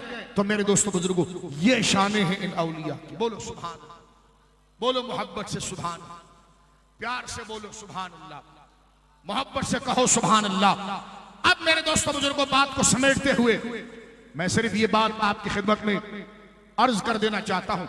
देखिए अल्लाह ने आगे कहा हाजा अताउना, ये हमारी अता है। कहते अता की दलील क्या? मैंने कहा लफ्ज आ गया कुरान में मेरे भाई, हाजा अताउना, ये हमारी अता है। इन्ना आतैना, एक अता आइन के साथ आता है, एक अलिफ बा ता के साथ आता है। इमाम राजी लिखते हैं जो आइन वाला जैसा अता होना, ये वो अता है जो देकर मुख्तार बना देना, और एक अता जो ता के साथ आती है अलिफ बा ता, उससे मुराद है आरजी। अल्लाह ने ये नहीं फरमाया हादा अताउ, फरमाया अताउना, इन्ना आतैना, हमने अता किया। इससे मुराद ऐसी नेमत देना है जिसमें तुम्हें मुख्तार बना। बोलो सुभान अल्लाह। क्या कसूर है सुन्नियों का जो कुरान की आयतों को लेकर मेरे दोस्तों अमल करते। तवज्जो है आपकी। अब मैं एक आखिरी आयत पढ़ के दर्स खत्म करूंगा। तवज्जो है, उसमें एक नुक्ता आपको बताना था हजरत, इसको आप अक्सर उलमा से सुनते रहते हैं लेकिन आपको बताने के लिए सिर्फ आज के दर्स में यह सुनना, समझना मेरे बच्चों, जो हमने समझा है कि अल्लाह मिलता ही इनके पास, इनकी मोहब्बत अल्लाह की मोहब्बत है, इनकी रत्ती बराबर तौहीद, शान उसी की है, लेकिन वो कैसे शान वाला है वो इनके पास आकर तुम्हें पता चला। इनके बाजू से उनकी ताकत जाहिर हो, इनके कुर्ब से उसकी रहमत और मेहरबानी जाहिर हो, इनकी ये बारगाहें जलवागाह है, जिस तरह मैंने बल्ब की मिसाल दी है। खुदा की शाने क्या है वो जाहिर इन महबूबों से होती है। बोलो सुभान अल्लाह। आप जरा गौर करें मेरे दोस्तों, मैं बात को खत्म करता हूं। हजरत ईसा अलैहिस्सलाम का एक वाक्य सुना, तवज्जो करो। हजरत ईसा अलैहिस्सलाम, गौर कर रहे हो आप? हजरत ईसा अलैहिस्सलाम की कौम में जब लोग नाबीना पैदा हुए, अंधे, अक्सर आप बुजुर्गों से सुनते हैं, मैं उस वाक़े की तफसील नहीं, एक नुक्ता के लिए आपकी तवज्जो चाह रहा हूं। हजरत सुलेमान का तो मकाम आपने देख लिया। जब सुलेमान ने अपनी ताकत दिखाई ना हवा वाली, तो बिल्किस खुद हाथ जोड़कर आ गया। अगर नबियों के पास कुछ होता नहीं तो इतनी बड़ी मलका आपको आने की जरूरत क्या थी? हजरत सुलेमान ने पहले अपनी ताकत दिखाई, तो नबी बेख्तियारा नहीं होता। नबी बोलिए बेख्तियारा नहीं होता। अल्लाह उनको जमीन और आसमान में तसर्रुफ की ताकत देता है। जब शर फैलाने के लिए इब्लीस और शैतान को शर के लिए इख्तियार दिया जा सकता है, तो जो खैर के नुमाइंदे, और खैर तो मकसूद ही अल्लाह को है, वो बेख्तियार कैसे रह सकते? तवज्जो है आपकी मेरे दोस्तों बुजुर्गों। और आप, शैतान क्या कर सकता है बे? 99 लाख को मेरे अकेले ख्वाजा ने कलमा पढ़ा। देखो हिंदुस्तान अजमेर के अंदर शैतान ने जोर लगाकर 1000 साल तक उस जमीन को शिर्क की जमीन बनाया कि बुतों को पूजा जा रहा था। और अल्लाह की टीम का एक नुमाइंदा हजरत ख्वाजा साहब गरीब नवाज, जब आप अजमेर पहुंचे, तवज्जो है, जब आप अजमेर पहुंचे तो अब आप देखो शैतान की ताकत और अल्लाह के वलियों की ताकत। शैतान की पूरी जमात थी, लेकिन अल्लाह के एक वली ने 99 लोगों को कलमा पढ़ा दिया। और आज अजमेर की जमीन मुसलमानों का मरकज बन गई। वली क्या कर सकता है? तवज्जो है, एक ने। और आपने देखा नहीं हजरत ख्वाजा का कमाल? जब ख्वाजा साहब वहां पर पहुंचे थे मेरे बुजुर्ग दोस्तों, तो जयपाल जादूगर वो आपके पास उड़ता हुआ आया जमीन से। ये सारी किताबों के अंदर मौजूद है, तवज्जो है। उड़ता हुआ हवा में उड़ रहा था वो, और उसके मुंह से आग निकल रही थी। आपको डराने के लिए मेरे ख्वाजा ने नजर उठाकर देखा भी नहीं। उस जमाने में चप्पल जो पहनते थे ना, वो लकड़ी की होती थी, उसको खड़ाऊ कहते हैं। उसमें सिर्फ अंगूठे की जगह पर एक कील होता था जिससे अंगूठे में फंसते थे। कड़ाऊ आज भी आपने कहीं देखा होता। मेरे ख्वाजा बैठे हुए थे ऊंची जगह पर, वो ऊपर, वो उस वक्त हिंदुओं का सबसे बड़ा जादूगर था और हिंदुओं का सबसे बड़ा पंडित था। जब ख्वाजा ने मस्जिद बनाई तो वो शिर्क के चिराग बुझने लगे और तौहीद के चिराग रोशन होने लगे। बोलो सुभान अल्लाह। अब वो मुकाबले के लिए आया, जिसके कई कारिंदे और चेले थे, लेकिन जब वो आया तो वो आसमान पर उड़ रहा था। ख्वाजा की तमाम तारीखों में रिवायत मौजूद है। मेरे गरीब नवाज ने ऊपर नजर उठाकर नहीं देखी, सिर्फ मेरे पांव इस लायक नहीं, सिर्फ मैं आपको स्टाइल बता रहा हूं। कहां मेरे ख्वाजा का बदन मुबारक और कहां हम जैसे बेकार। अल्लाह अकबर। गरीब नवाज रज़ी अल्लाह ताला ने अपने दाएं पांव से सिर्फ अपने खड़ावे को हिलाया, वो खुद अपने बदन के साथ उड़ रहा था। या ख्वाजा ने अपनी चप्पल को झटका तो आपकी खड़ा उड़ने लगी।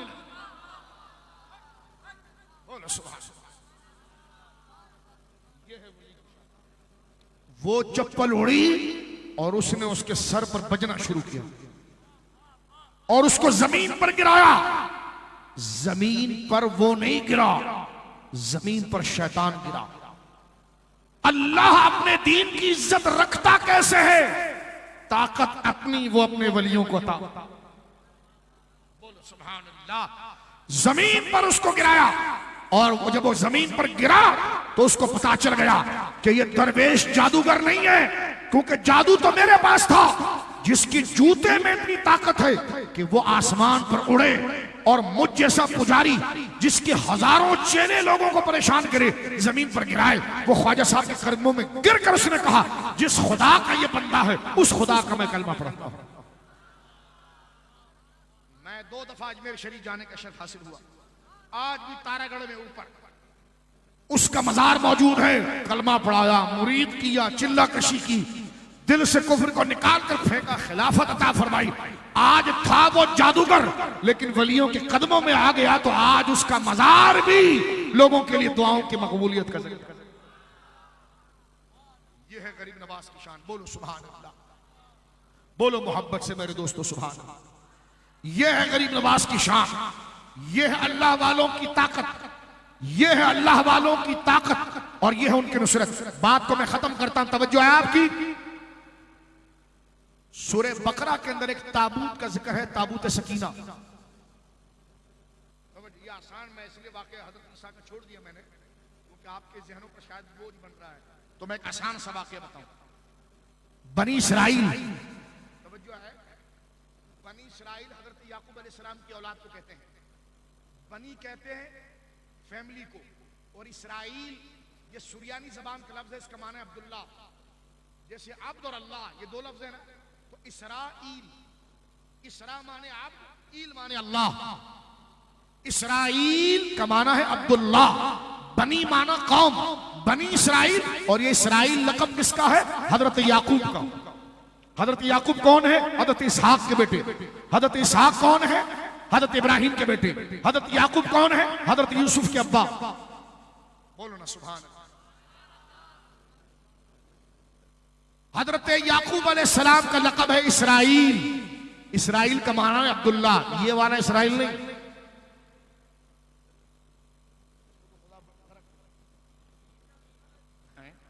इससे इत्तेहाद करने वालों को मुकाला करें, गौर करें। असल में ये नाम है सुरियानी जबान। कौन सी? सुरियानी जबान में इसराइल कहते हैं अब्दुल्ला को। इसरा अलग लफ्ज है, ईल अलग है, दोनों को जोड़ दिया इसराइल, इसका माना है अब्दुल्ला। ये किसका नाम है? हजरत याकूब का। बनी कहते हैं फैमिली को, कौम को। बनी इसराइल यानी हजरत याकूब अलैहिस्सलाम की औलाद। कल को ये नहीं कहना मेवा शाह है हमें दीन, मैंने पहले कहा था मदरसा लगाए आपको दीन सिखाएंगे। याद हो गई ये बातें? अब आइए तकरीर को खत्म करते हैं। हजरत ताबूत सकीना के एक वाक़या जल्दी से बताकर। बनी इसराइल के पास एक पेटी थी, तवज्जो है, बहुत कीमती बात कुरान। बनी इसराइल के पास एक पेटी थी, पेटी शीशम की लकड़ी की। तवज्जो सुनो मेरे बच्चों, स्टोरी भी है, सच्ची भी है, याद भी रहेगी। कहीं पान की दुकान पर, कहीं चाय की दुकान पर, कहीं गली में, कहीं मोटरसाइकिल पर अगले को पकड़ के पूछना, बे तुझे पता है रात को जलसा हुआ था? अल्लाह के वलियों की शान क्या हो। बोलो सुभान। वो तीर वाला कैसा है, वो पतंग वाला? बे छोड़, वो छोड़, इनको छोड़, देख अल्लाह के वली कैसे हो। जिनकी तारीफ करनी है मेरे लियारी वाले, तो उनकी तारीफ ही नहीं करनी। अल्लाह की बड़ी बड़ी शान। बोलो सुभान अल्लाह। अब आप गौर करें, ये बनी इसराइल मैंने आपको बता दिया, याकूब अलैहिस्सलाम की औलाद। कुरान पाक सूरह बकरा में इसका जिक्र है कि जब इनको कोई कौम मारने के लिए आती थी ना, कत्ल करने, तो ये क्या करते थे? लंबा चौड़ा कुछ नहीं करते थे। ये वो जाते थे घर से, वो पेटी उठा के लाते थे जो शीशम की लकड़ी की बनी हुई थी, लगते थे और अल्लाह से दुआ करते, या अल्लाह ये पेटी वालों और इस पेटी में जो है इसका वास्ता, या अल्लाह ये दुश्मन आ रहे हैं, इससे हमारी जान बचा ले। ये जुमला वो कहते, उधर दुश्मन का लश्कर जो इनको पीस कर रख दे, अल्लाह उनकी दुआ कबूल करता और दुश्मन के दिलों में इनका इतना डर पैदा करता तो दुश्मन रास्ते से भाग जाते। अच्छा, उस पेटी में क्या था? हजरत मूसा का जूता था। कहता मज़ारात क्या करते हैं?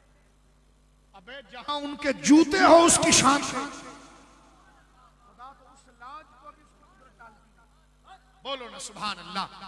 गौर से सुनो, मेवा शाही अल्लाह के वलियों का कब्रिस्तान। खुदा की कसम, इससे बंदा गुजर जाए तो खुदा बख्श दे। इतने बड़े बड़े औलिया यहाँ आराम फरमा रहे हैं, और ये तिर्मिज़ी सादात यहां पर मौजूद है। मेरे दोस्तों बुजुर्गों, गौर कीजिए आप। वो आप भी सोचेंगे यार वो पेटी सामने रखते थे और दुआ करते थे, दुश्मन के दिल में खौफ आ जाता था, दुश्मन वहीं से भाग जाता। उस पेटी में क्या था? सुलेमान हजरते मूसा अलैहिस्सलाम की पगड़ी। आवाज आनी चाहिए सबके सुभान। वो अकरम भाई वाली बात बोलूं, सब अपनी पार्टी के ना, तो फिर बोलो सुभान अल्लाह। जो दूसरी पार्टी वाला वो खड़ा हो जाए, उसके सवाल के जवाब भी देंगे हम, लेकिन जो अपनी पार्टी वाला वो कहे सुभान अल्लाह। झगड़े के लिए नहीं, ऐसी मजाकन बोल रहा हूं मैं आपसे। गौर करो, ताकि तुमको बात बहुत प्यारी आगे आ रही है, तो तुम्हारा जहन, मेरे बच्चों, मैं तो आपका खादिम हूं, नौकर हूं, मैं आपके सामने आसान सी बात अर्ज कर दूं। अगर आप दिल से कबूल करेंगे तो खुदा मुझ गुनाहगार को बख्श देगा। तवज्जो कीजिए, उस पेटी को मेरे बच्चों सब भाइयों सामने रखते थे। ये थे चंद 100, 1500, 2000 लोग थे। 10-10 हजार का लश्कर भाग जाता था, उनके दिल में डर आ जाता था। उस डब्बे में था क्या? पेटी में। उस पेटी में हजरत मूसा का अमामा था। कुरान क्या कहता? वो बक़ियतुम मिम्मा तरका आलु मूसा वहा। कुरान से पूछा है, ए अल्लाह का कलाम, क्या शान अल्लाह की, इनकी चादरों की क्या शान है, इनके जहां से इनका दहलीज शुरू होती है इसकी क्या अजमत है। कुरान से पूछा, ए कुरान पाक, हाय हाय हाय, बोलो सुभान। उस पेटी में था क्या? तो अल्लाह का कलाम कहता, वो बक़ियतुम मिम्मा तरका आलु मूसा व हारून। बस वो मूसा और हारून की बकिया कोई चीजें थी, कोई खास चीज नहीं थी, बस उनका उतरन था। अगर उर्दू आप समझते, उतरन, उनका निशावर किया हुआ क्या था? फरमाया जूते थे। तफसीर में आता क्या था मूसा अलैहिस्सलाम का? जूता, नालैन मुबारक, आपकी लाठी मुबारक, बोलो सुभान अल्लाह, आपकी पगड़ी मुबारक, बोलो सुभान अल्लाह। तौरात की कुछ तख्तियां थी और अल्लामा सावी ने लिखा, उसमें एक फोटो भी था हजरत अबू बकर और उमर और सरकार का। ये लिखा अल्लामा सावी ने। अल्लामा सावी को आप पढ़ेंगे, आप जलालैन पढ़ते पढ़ाते हैं, देखें यहां पर, यानी हुजूर मस्जिद से बाहर निकल रहे हैं, ये कुदरत ने तस्वीर बनाई, हाथ से बनाना तो जायज नहीं है, कि हजरत अबू बकर हजरत उमर हुजूर के साथ हैं और सरकार मस्जिद नबवी से निकल रहे हैं। तो ये फोटो भी उसके अंदर मौजूद। उसमें मजार नहीं थी, मजार वालों के सिर्फ जूते थे, तो जिसमें सिर्फ इनके जूते हो, खुदा उस बात को निकालता। बोलो ना बे सुभान अल्लाह। तो जो गुंबद में उनका बदन हो, वहां पर खुदा उन बातों को कैसे उसकी कुदरत ऐसी छोड़। बोलो सुभान। अब वो पेटी सामने से दुआ करते। अब बात खत्म कर रहा हूं मैं यहां पर। जो सबसे जालिम बादशाह है ना, उसने अपने एजेंसी और मुखबरों को कहा, ये सब के सब कंगले हैं, इनके पास तो तलवार क्या लाठी भी नहीं है, और हम इतने बड़े बड़े घोड़े और हाथी जैसे लोग हैं, हम इनसे डरकर भाग जाते हैं। जाओ जरा जासूसी करके आओ, इनके पास ऐसा क्या है जिससे हम डर जाते हैं। अब उनके जासूस आए, कलभूषण जैसे, और जिस जवान ने उसको पकड़ा है, अल्लाह उसकी खबर पर रहमत होता है। वो भेड़िया जिसने बलूचिस्तान के अंदर मुसलमानों का गदर किया। अब वो जासूस आए काफिरों के, वो घूमते रहे, बनी इसराइल जो मुसलमान उनकी तरह दाढ़ी पगड़ी रख के घूमते रहे। उन्होंने आखिर पहुंच गए ताबूत सकीना के पास। उनको पता चला, अबे इनके पास ना बम है, ना लाठी है, ना तलवार है, एक पेटी है इनके पास। जाकर अपने बादशाह से कहा कि आपको बताते भी हमें शर्म आती है, आप तो इतने बहादुर हैं। कहने का बताओ क्या है?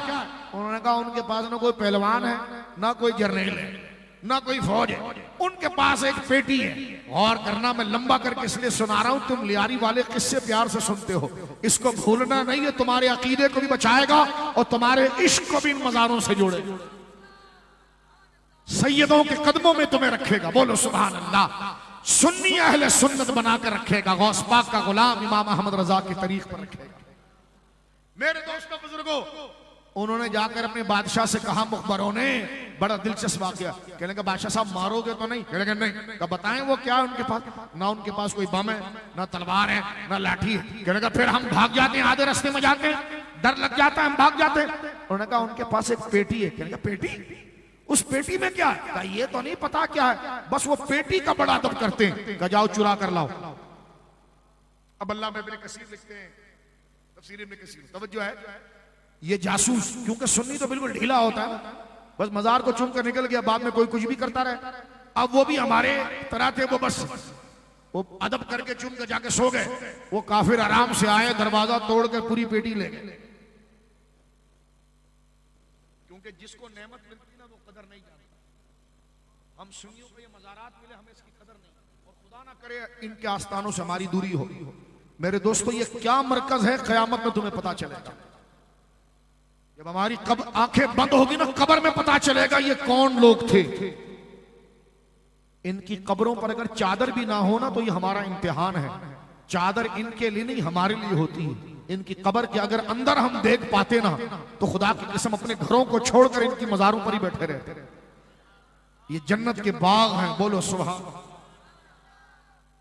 मैं मुबालगा नहीं कर रहा, गौर करो, अल्लाह ऐसा यकीन हमें अता फरमाए। इसलिए तो इमाम अहमद रजा जैसा आलिम कहता है, तुझसे दर दर से सग सग से निस्बत, मेरी गर्दन में भी है दूर का डोरा तेरा, इस निशानी के जो सग हैं नहीं मारे जाते। दो किस्म के होते हैं, एक आवारा होता है जिसको गर्दन में पकड़ कर ले जाते हैं, एक कुत्ता लाइसेंस वाला होता है जिसके गले में पट्टा होता है, उसको कोई म्युनिसिपैलिटी वाला पकड़ता नहीं है। तो इमाम अहमद रजा कहता है इस निशानी के जो सग है नहीं मारे जाते, हश्र तक मेरे गले में रहे पट्टा।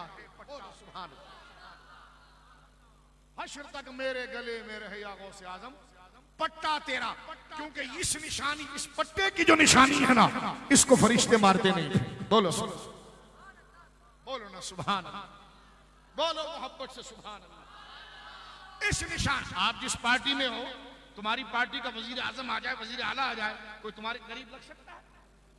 आप भी कहते हो भाई अपनी गाड़ी के ऊपर उनका लेबल लगाते हो, झंडा लगाते हो, और तुम भी कहते हो जिसकी गाड़ी पर झंडा है तो करीब नहीं आएगा। तो सुन्नी भी ये कहता है कि कब्र में कोई करीब नहीं आएगा, इस निशानी के जो सग है नहीं मारे जाते, हश्र तक मेरे गले में रहे पट्टा के। बोलो ना सुभान अल्लाह, आमीन, बोलो आमीन, आमीन। या अल्लाह बड़े बोल से बचा, इनकी गुलामी अता फरमा तेरी, बोलो आमीन। अब पेटी हो गई चोरी, तकरीर खत्म हो रही है, लेकिन मकाम देखना, पेटी हो गई, वली क्या कर सकते हैं? मैंने कहा जो तेरा 300 किलो का बदन नहीं, इतना मोटा मौलवी अभी मुझसे करेगा आपके मसलक में तो सिर्फ खाना पीना ही है, 11वीं खाओ, 22 के रजब के कुंडे खाओ, खाना ही खाना। तो मैंने कहा तू रोजा रखकर इतना मोटा हो गया, 35 रोटी के बगैर तो तू नाश्ता नहीं करता। नहीं समझे आप? इतनी मोटी गर्दन, ये क्या है? हलवा खा रहे हैं, कभी बिरयानी खा रहे हैं। मैंने कहा वही तो कहूं, इनके नाम से इस पार ये तो उस पार क्या हो? और तू नोच रहा है तेरे लिए इस पार ये ख्वारी, तो उस पार क्या होगा? कहते खाते बहुत है। तो मैंने कहा तू गम में मोटा हो गया। कहने का खाने को दीन बनाया है। मैंने कहा खाना दीन है ना। मैंने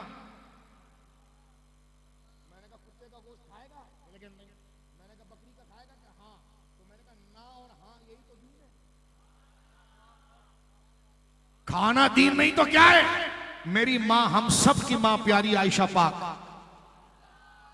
हमारी बोलो सुभान, उम्मुल मोमिनीन सईदा आयशा से मेरे नबी पाक ने फरमाया, या आयशा इन्नी उहिब्बुल हलवा वल असल, आयशा मुझे हलवा और शहद बहुत अच्छा लगता है।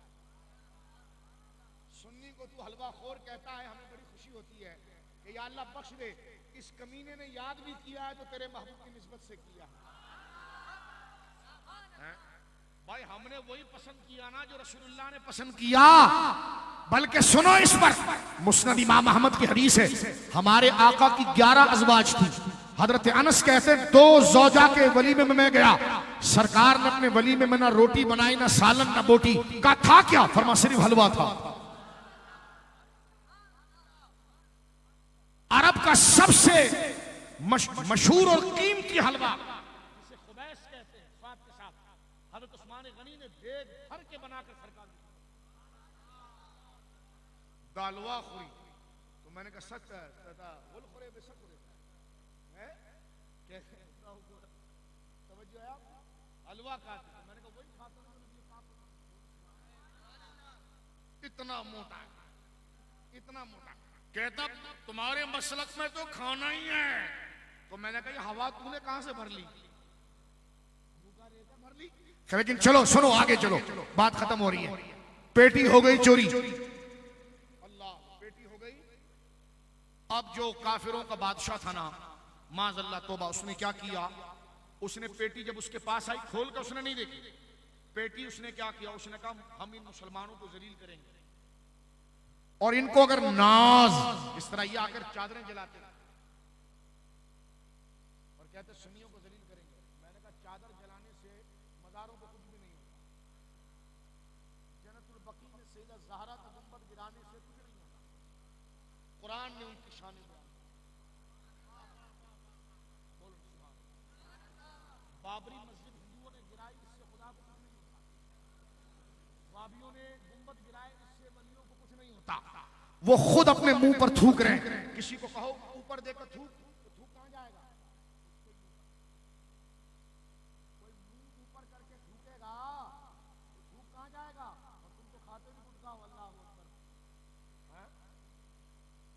तो वो मैं तुम्हारे लिए नहीं कर रहा, अल्लाह तुम्हारे चेहरों को जिंदा सलामत, लेकिन मैं मिसाल दे रहा हूं। अल्लाह वालों की दुश्मनी, अस्तगफिरुल्लाह। गुनाहगार होना मेरे बच्चों मसला नहीं, गद्दार होना मसला है।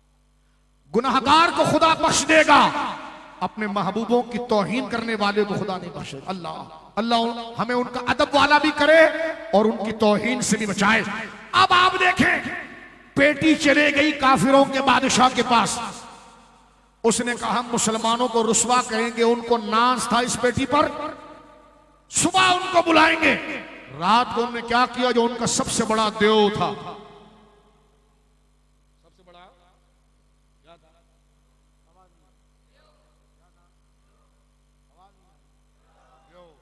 सबसे बड़ा उनका देव था ना, बुत था उनका, उसके पांव में उन्होंने उस ताबूत को बांधा, माज़अल्लाह पांव में ताबूत को रख दिया और कहा सुबह होगी तो हम उन अहले ईमानों को बुलाएंगे, दरवाजा खोलेंगे, उनसे कहेंगे देखो तुम्हारी कीमती इज्जत वाली चीज कहां पड़ी है। लेकिन जब उन्होंने सुबह दरवाजा खोला तो ताबूत नीचे नहीं, बुत के सर पर था। बोलो वली नबी क्या कर सकते हैं? अबे मैंने कहा मुल्ला उनका जूता जिसमें हो खुदा उसको कभी रुसवा। अब आप देखिए, बात अब पेटी की नहीं अल्लाह की इज्जत की बन चुकी थी, इसलिए कि वो आसार अल्लाह के महबूबों के थे। उसका मजाक खुदा का मजाक होता।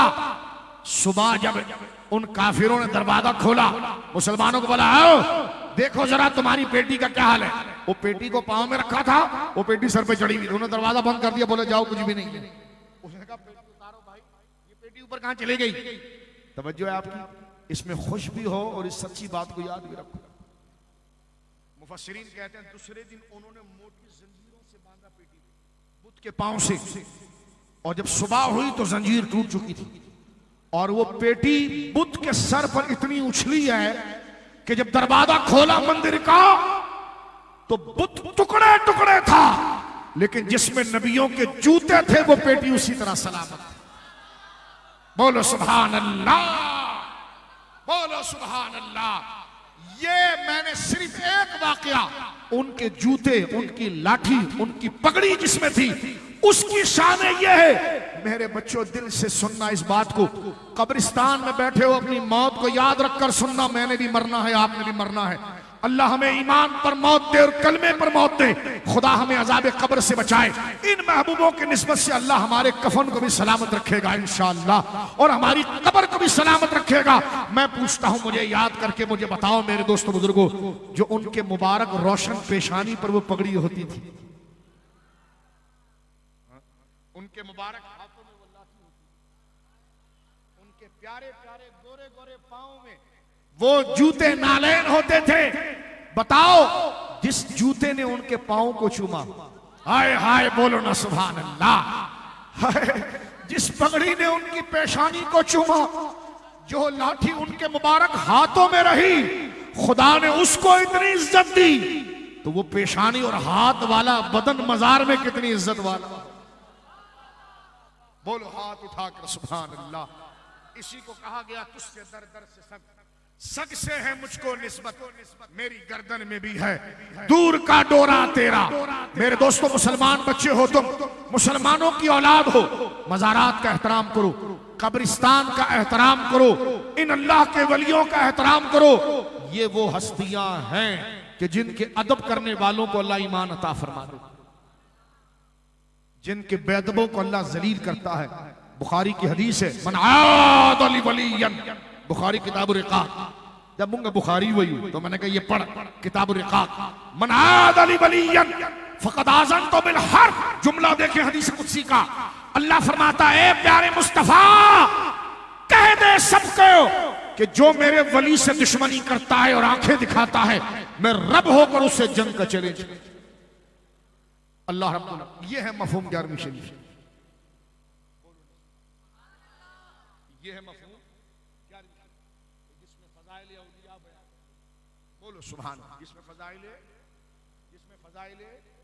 और कैसे वलियों की शान है। अल्लाह फरमाता लखिल्लाहु यौमा इज़िन बअदुहुम लिबादिन अदुव्व इल्लल मुत्तकीन। पैगाम सुन लो मेरे दोस्त, कयामत का जो दिन होगा ना, जिस दोस्त के साथ अभी गुटखा खा रहे हैं, जिस दोस्त के साथ सिगरेट पी रहे हैं, उधर अजानें हो रही है, नमाजों की परवाह नहीं है, उस पर रात भर उससे मोबाइल पर चैटिंग कर रहे हैं। अल्लाह फरमाता है जिसको तुमने मेरी दुश्मनी में दोस्त बनाया था ना, तवज्जो सुनो, जिसको तुमने मेरी दोस्ती में दुश्मनी, मेरी दुश्मनी में जिनको दोस्त बनाया था, जिनकी दोस्ती की वजह से तुम्हारी नमाजें गई नहीं, अल्लाह अकबर कहो सुभान अल्लाह, जिनकी दोस्ती की वजह से तुम्हारी नमाजें गई, जिनकी दोस्ती की वजह से तुम्हारे रोजे रह गए। उसने कहा रोजा नहीं रख यार, नमाजें छोड़ यार, कुछ नहीं होता, चल फिल्में देख ले, ड्रामे देख ले। तो जिसकी से दोस्ती करके तुमने मुझे भुला, अल्लाह फरमाता वही दोस्त कयामत के दिन तुम्हारे गिरेबान को फाड़ेगा और तुम दोनों सख्त तरीन दुश्मन हो जाओगे। लेकिन अल्लाह फरमाता इल्लल मुत्तकीन, लेकिन तुमने मेरे यारों से दोस्ती रखी होगी ना, तो दुनिया में भी उनका मजा पाओगे और आखिरत में भी पाओगे। बोलो, कुरान कह रहा है बस बात खत्म। अल-अखिल्लाउ यौमइज़िन, अखिल्ला कहते हैं जिगरी दोस्त, अस्दिकानी अल-अखिल्ला, जो तुम्हारे जिगरी दोस्त हैं, कयामत के दिन वो तुम्हारे खतरनाक दुश्मन बन जाएंगे, तुम्हारे काम नहीं आएंगे। इल्लल मुत्तकीन, लेकिन जो मेरे मुत्तकी बंदे हैं वो आखिरत में तुम्हारे काम आएंगे, मददगार होंगे। मुझे एक मौलवी साहब ने कहा यहां मददगार का तर्जुमा कहां से आ गया शाह साहब? मैंने कहा अल्लाह ने उनको दुनिया व आखिरत का दोस्त बोला कि नहीं बोला? गहरा दोस्त। कहने लगे हाँ। मैंने गहरा दोस्त जो है, जो गहरा दोस्त होता है, जिगरी दोस्त, वो बंदे का पॉकेट मारता है या फायदा पहुंचाता है? वो बंदे का पॉकेट मारने वाला जिगरी दोस्त होता है या उसकी परेशानी में उसके काम आने वाला जिगरी दोस्त होता है? तो कुरान कहता है अल्लाह के औलिया। देखो आपको सैयद अहमद शाह साहब, सैयद आलम शाह साहब, ये सारे उलमा, सादात उलमा, मशाइख से आपको मोहब्बत है। क्यों? वो आपसे, बहुत से लोग आपसे उम्र में भी छोटे होते हैं। अब ये नातखान बच्चों ने आप नात पढ़ी, आपने उठ कर नजराना भी दिया, मोहब्बत में देखा भी, सुभान अल्लाह भी कहा, उम्र में आपसे छोटे, लेकिन फिर भी आपने प्यार किया और इज्जत दी। क्यों? अल्लाह के लिए। रसूलुल्लाह की नातों, सादात का अदब करते क्यों? अल्लाह के लिए। उलमा का अदब करते हैं क्यों? अल्लाह के लिए। मस्जिद के इमाम साहब का अदब करते हैं क्यों? अल्लाह के लिए। एक कारी साहब साइकिल पर जा रहे हो जो बच्चों को कुरान पढ़ाते हैं, आप अगर बहुत बड़ी गाड़ी में भी जा रहे हो तो आप गाड़ी रोककर कहते हो कारी साहब सलाम अलैकुम। वो गरीब आदमी आपका क्या बिगाड़ सकता है? आप कहते हैं शाह साहब बिगाड़ने के लिए नहीं, कुरान पढ़ाता है और मुझे अल्लाह से प्यार है और ये अल्लाह के दीन को पढ़ा रहा है, इसलिए मैं इसको सलाम। बोलो ना सुभान अल्लाह। तो कुरान ये कह रहा है मेरे भाइयों, बात खत्म हो गई कि जो अल्लाह के रिश्ते से, अल्लाह के नेक बंदों से प्यार करेगा, वो कयामत के दिन उसके काम आएंगे। कहते वली काम आएंगे? तो मैंने कहा अल्लाह ने उनको जिगरी दोस्त कहा है। कहा जिगरी दोस्त कहा है ना? मैंने कहा तुम्हारा जिगरी दोस्त तुम्हारा लोटा बिस्तर लेके भागता है, लेकिन जिसको जिगरी दोस्त कहा जाता है ना, वो तो अपना मुंह का लुकमा भी अगले को खिलाता है। कुरान ने मुत्तकीन को, मुत्तकीन जो औलिया हैं उनको मुसलमानों का जिगरी दोस्त दुनिया में भी कहा, आखिरत में भी कहा। जिगरी दोस्त कौन होता है? जो मुश्किल खुद ले लेता है और दोस्त को राहत। बोलो ना सुभान अल्लाह। अल्लाह रब्बुल आलमीन हम तमाम की हाजिरी को कबूल फरमाए। एक बात पता चल गई कि अल्लाह अल्लाह किए जाने से अल्लाह ना मिले। कहते मज़ारों पर आने से क्या होता है? आप ये तो इंसान है, बंदे हैं। तो मैंने कहा जो तू इतना दूर हमको रेलगाड़ी में बिठा के ले जा रहा है, तो वहां पर कौन है? वहां कोई, वहां रब के पास ले जा रहा है, वहां भी तो बंदे ही होते हैं। ये लेकिन वो नेक बंदे हैं, उनके पास आके बंदा अल्लाह के करीब हो जाता है। तो मैंने कहा इनसे बड़ा नेक कौन? इनसे बड़ा नेक हम सब नेक बंदों का। खुदा ना करे हम किसी नेक बंदे का इनकार करें, लेकिन अगर कोई नेक बंदे, मैंने कोई किसी के खिलाफ तकरीर नहीं की, लेकिन माशरे में इस किस्म की बोली बोली जाती है। सवालात औलिया के खिलाफ दिल में चुभाए जाते हैं, क्योंकि मैं लियारी में इमाम रहा हूं। इस इलाके में मैं 95, 96, 97 तक मैं लियारी में इमाम रहा, और 98 में फिर मैं दूसरी जगह पर कहा। तो मैं यहां जाता हूं, चलते फिरते कहते ये वली क्या कर सकता? और ऐसे शैतान बड़ा ताकतवर है। मैंने कहा जाओ उसकी पार्टी को वोट दे देना, जाओ। तवज्जो है आपकी? तो अल्लाह के वलियों से बैर नहीं रखना चाहिए, उनसे दुश्मनी नहीं। नहीं ये गुंबद बनाते हैं। मैंने कहा फतावा दारुल देवबंद उठाकर देखें, अजीजुर रहमान ने वाज़ेह तौर पर लिखा है कि गुंबदों को गिराया नहीं जाएगा। फारूक आजम ने जब फलस्तीन को फतह किया, उस वक्त हजरत इब्राहिम की मजार पर गुंबद था। हजरत इब्राहिम अलैहिस्सलाम की मजार पर गुंबद था। फारूक आजम जो काताए बिदअत है, नजदी लाल रुमाल वालों यहूदियों, तुमने गुंबद गिराए, हजरत उमर ने गुंबद कभी नहीं गिराया। ये बात आज भी फतावा दारुल देवबंद में अजीजुर रहमान साहब जो देवबंद के सबसे पहले मुफ्ती साहब थे, उन्होंने लिखा कि गुंबद को गिराना तौहीन है। हजरत उमर जैसा अजीम सहाबी जिसने शरीयत को पूरी शक्ल में नाफिज किया, जब आप फलस्तीन गए, हजरत इब्राहिम की मजार पर गुंबद था, हजरत उमर ने गिराया नहीं।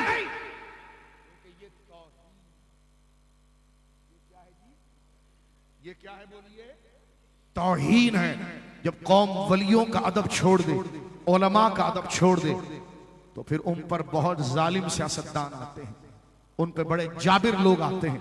आओ आज मिलकर हम इस आस्ताने पर अपने गुनाहों की तौबा करें और अस्तगफिरुल्लाह रब्बी मिन कुल्ली ज़ंबिन व अतूबु इलैहि कहकर आज ये अहद करें कि या अल्लाह तेरी नमाजें पूरी पढ़ेंगे, रमजान शरीफ के रोजे पूरे रखेंगे, माँ बाप का अदब करेंगे, बच्चों के साथ शफकत और मेहरबानी करेंगे, पड़ोसियों के काम आएंगे, पड़ोस में जो बूढ़े हैं बूढ़ियां हैं उनकी मदद के लिए, नुसरत के लिए कि बाबा जी मैं आपका सामान उठा देता हूँ, बाबा जी आइए मैं आपको रास्ता क्रॉस करा देता हूँ, बाबा जी ये मेरी तरफ से कबूल फरमाए।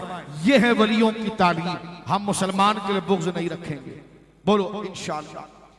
झूठ नहीं बोलेंगे, बेहयाई के काम नहीं करेंगे, उलमा के करीब रहेंगे, मशाइख के करीब रहेंगे, और या अल्लाह हमें इन नेक लोगों के आस्थानों से जोड़े रख। और एक आखिरी पैगाम, मुझे एक बंदा कहने लगा शाह साहब मस्जिदों में नमाजें पूरी पढ़े। मैंने कहा बेटा मस्जिदों में नमाजें भी पूरी पढ़ और मजारों पर भी दबाकर हाजिरी पेश कर। कहने लगे वो क्यों? मैंने कहा जब मस्जिदों में जाकर तू नमाजें पढ़ेगा ना तो मगफिरत और बख्शिश की दरखास्त बनेगी, और जब मजारों पर आएगा तो सिर्फ तुम मजारों पर आ रहा है, नमाजें नहीं पढ़ रहा, तो बाबा भी कहेंगे किस पर साइन करे, लिखवा कर तो ला। हंसना नहीं, प्यारी बात, ये जरूरी बात, क्योंकि बाबा सिफारिश जब तेरी करेंगे जब तू नमाज पढ़ कर आएगा, जब तू रमजान शरीफ का रोजा रख कर आएगा, जब तू नशा शराब को छोड़ कर आएगा, जब तू आंखों से और जुबान से गंदी बोलियां छोड़ कर आएगा, क्योंकि जिसके पास तू जा रहा है ये खुदा के दुश्मन नहीं, खुदा के दोस्त हैं। मैं अगर आपके जिगरी दोस्त के पास जाऊं तो मैं वो चीजें कर कर जाऊं जो आपकी हो। अल्लाह के वलियों के पास आकर कोई चर्स पिए, तौबा अस्तगफिरुल्लाह, कोई सिगरेटें पिए, कोई शराबें पिए, उससे बड़ा मरदूद और लानती कोई नहीं हो सकता। कि ये जगहें कौन सी है? काजी सनाउल्लाह पानीपती रहमतुल्लाह अलैह तफसीर मजहरी में लिखते हैं कि इनके करीब बैठकर खुदा की मर्जी का काम करो तो खुदा उसका कई गुना अजर देगा। इनके करीब बैठकर अगर गुनाह का काम करोगे तो खुदा उस पर कई गुना अजाब देगा। इसलिए कि ये तो पाक जगह है, और पाक जगहों पर कोई बंदा अगर बाजार में गुनाह करता है, गुनाह है, लेकिन वही गुनाह अगर वो मस्जिद में करे, बहुत बड़ा जुर्म। कोई बंदा रोड पर कोई बकवास करे, वो अलग मसला है। मज़ारात पर आकर ये करे, तवज्जो है, तो ये गुनाह का सख्ती है। इससे औलाद में परेशानी, रिस्क में परेशानी, दिमाग। और नहीं जी मुझे कुछ भी नहीं होता, मैं सबको देख लूंगा। मैंने कहा जो बोली तू बोल रहा है ना, इससे बड़ा और क्या अजाब हो, और किस अजाब की तू बात कर रहा है? तेरे दिल से खुदा का खौफ निकल गया, मौत का डर निकल गया, मुसलमान होने की तुझे शर्म नहीं रही। अब तू कह मैं देख लूंगा। मैंने कहा अजाब और किसको बोल, अजाब और किसको कहते हैं कि तुझे खुदा याद नहीं रहा? इतनी बड़ी बड़ी बक कर रहा है कि मैं देख लूंगा, कौन क्या कर सकता है? जा जा मौलाना खुद नमाज पढ़ो, कुछ नहीं होता हमें। मैंने कहा हो गया, हो गया, इससे बड़ा अजाब मेरे भाई क्या होगा? तो ये मज़ारात पर, मैं मज़ारात पर मेरे दोस्तों इसलिए बावजू होकर आए, सर को ढांप कर आए, नजरें झुका कर आए। ये वो जगह है जहां लोगों के ईमान को खुदा जांचता है, खुदा की कुदरत जांचती है कि वाकई में मेरा बंदा कौन है। जो मेरा चाहने वाला है वो मेरे महबूबों के आस्थानों का अदब करता है। आइए, मजार को चूमिए नहीं, मजार को चूमना नहीं, चूमना हराम नहीं है, लेकिन हमारे होंठ इस लायक नहीं, हमारे हाथ इस लायक नहीं। अगर भाभी कहना चूमना हराम है तो फिर चूमते ही रहना। ये दो, अगर भाभी कहना हराम नहीं है चूमना, चूमना बिदअत नहीं है, अदब इसमें है। और चूमने का मतलब क्या होता है? ये आखिरी बात, चूमने का मतलब पेशानी नहीं रखना, समझो है, इस तरह ऐसा नहीं। चूमने का मतलब है सिर्फ होंठ आपकी चादरों पर लगे, क्योंकि ये पेशानी सिर्फ खुदा के आगे लगी। चूमने का आदाब बता रहा हूं, यानी आप मसलन मजार शरीफ पर आए, यूं नहीं, सिर्फ होंठ, क्योंकि चूमने की जगह होंठ है, और इससे आवाज भी ना आए, सिर्फ होंठ रखने का नाम बोसा है। ये चपक चपक आवाज जो है ना, ये नाजायज है। चूमना तो नाजायज नहीं, लेकिन आवाज निकालना नाजायज है। समझ रहे मेरी बात आप? ओए समझ रहे हो? अमल करोगे? चूमना नाजायज नहीं, चूमना मजार को नाजायज नहीं, लेकिन होंठों से चप चप की आवाज जो निकलती है चूमते वक्त, ये नाजायज है। चूमने का माना क्या है? सिर्फ होंठ को रख दे, होंठ को पेशानी नहीं रखना, तवज्जो है आपकी? पेशानी नहीं रखना, चूमना है सिर्फ, तवज्जो है। लेकिन क्या ही अच्छा हो अपने अमल को बंदा देखे कि मैं नालायक सा आदमी, बेकार सा आदमी, मैं क्या चूमूं? ये अल्लाह के महबूब बंदे जितना अदब करेंगे खुदा उतना राजी होगा, क्योंकि जितना आप डर रहे हैं ना वो अल्लाह के लिए डर। लिहाजा मजार शरीफ से आप 4 कदम दूर खड़े हो और हाथ बांध कर जो कुरान की आयत याद हो उसको पढ़ें, और फिर हाथ उठाकर दुआ करें, मौला तेरे महबूबों की बारगाह में आ गया, उस जगह पर आ गया कि जहां तू अता कर देता है। मौला इनके वसीले से मेरा ये भी काम हो जाए, ये भी हो जाए, ये भी हो जाए। फिर दुआ करना, और फिर पीठ दिखाकर नहीं जाना, उल्टे पांव निकलना। अल्लाह के महबूब के अदब में उल्टे पांव निकलना, कि सीना उनके कदमों की तरफ हो, पीठ उनकी तरफ ना करना। जितना अदब करेगा ये अदब बंदे का नहीं खुदा का हो रहा होगा, इसलिए कि उनसे रिश्ता ही खुदा की ताजीम और हुर्मत की वजह से है। अल्लाह रब्बुल आलमीन ये आदाब मज़ारात और आदाब औलिया पर मुझे और आपको अमल की तौफीक अता फरमाए। जिस बच्चे ने इशा की नमाज नहीं पढ़ी, इशा की नमाज पढ़ें। मोमिन के लिए ईशा और फजर की नमाज बहुत लाजिम है, सारी नमाजें लाजिम है, लेकिन जिसने ईशा की नमाज नहीं पढ़ी लंगर शरीफ खा लेना, ये लंगर आम खाना नहीं होता है, ये बरकत है, बरकत है। एक बंदा बहुत बड़ा एक समझाने के लिए बदमाश हो, नशई हो और वो मर जाए और लोग कहे आओ जरा उस नशई का फातिहा खाना खाओ, तो आपका दिल काला नहीं होगा यार? क्या चले हिरन का गोश्त भले तुम खा ले भाई, क्योंकि डाकू गंदे काम करने वाले, अल्लाह हम सबको हिदायत और सलामत, लेकिन जब बंदा गलत काम करने और बुरे अमल करने वाला होता है तो उसकी निस्बत से उसका घर मकान सब बेजायका हो जाता है। लेकिन कहा जाए जी ये अल्लाह के वलियों के आस्थाने से नमक आया है, उस नमक को बंदा चीनी समझकर खाता है, तो ये निस्बतें बना अल्लाह ही के नाम पर है खाना। तवज्जो क्या है? और नहीं 11वीं शरीफ हम नहीं खाते। मैंने कहा क्यों नहीं खाते तुम? कहने का यार इस पर तो गौस पाक का नाम है। मैंने कहा उस पर जमील बिरयानी का नाम है, वो तो खा लेता है। तो कहां से बिरयानी लाए? बोले जमील बिरयानी। बोले बिरयानी तो अल्लाह की होती, जमील कहां से होगी? कह रहे नहीं, जब खाना गैरुल्लाह के नाम पर चला जाए ना तो आराम हो जाता है। तो मैंने कहा ये अब जमील का पकवान ये जायज हो गया? कह लगे नहीं वो तो निस्बत तारुफ की है ना, बना तो अल्लाह की है ना शाह साहब। तो मैंने कहा ये भी निस्बत तारुफ की है, बना अल्लाह ही के लिए। तवज्जो है आप? 2 बकरे ले आए। मैंने कहा मौलाना 2 बकरे क्यों लाए? कहने लगे एक मेरा बकरा एक मेरी माँ का बकरा। मैंने कहा चुप कर बे, दोनों हराम हो गए। कहने लगे क्यों? मैंने कहा दोनों बकरे अल्लाह के थे, तूने अपना नाम कैसे ले लिया? कहने नहीं अल्लाह के तो हैं शाह साहब। मैंने कहा जब अल्लाह के तो अपना नाम क्यों लेता है? कहते जब बकरा अल्लाह का तो गौस पाक का नाम क्यों लेते हो? तो मैंने कहा जब बकरा अल्लाह का तो अपना नाम क्यों लेता है? कहने नहीं कटेगा अल्लाह के नाम पर, सवाब मुझे मिलेगा। तो मैंने कहा यही तो कह रहा था, कटेगा अल्लाह के नाम पर, सवाब गौस पाक को मिलेगा। तो इसमें कोई शिरक मिरक टिरक शिरक कुछ भी नहीं होता, ये इनके बनाए हुए शिरक ठहरे जिसमें ताज़ीम हबीब उस बुरे मजहब पर लानत कीजिए। 11वीं शरीफ हलाल है और जो गौस पाक का नाम आ जाए वो बरकत ही बरकत है। बोलो सुभान अल्लाह। यही शाह अब्दुल अजीज साहब ने लिखा, यही शाह वलील्लाह ने लिखा, यही सारे निस्बतों वालों ने लिखा। एक है मैयत का खाना, एक वलीमे का खाना, निस्बत हो जाए, खाना एक ही हो, गोश्त एक ही हो, जायका तबीयत से बनता है। तवज्जो है आप?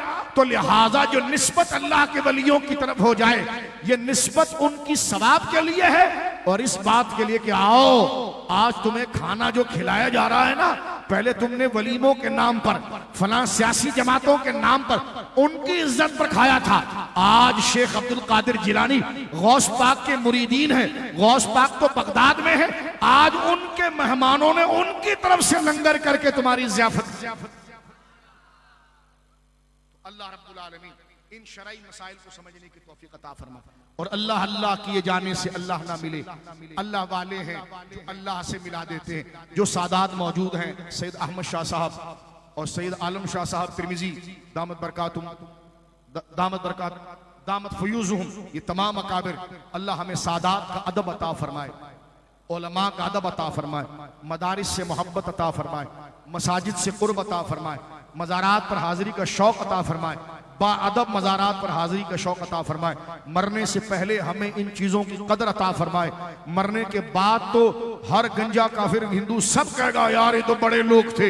मजा तब है जब जिंदा रहकर कहे ये बात कि अल्लाह अल्लाह किए जाने से अल्लाह ना मिले, अल्लाह वाले हैं जो अल्लाह से मिला देते हैं। वाखिर दावाना अल्हम्दुलिल्लाह।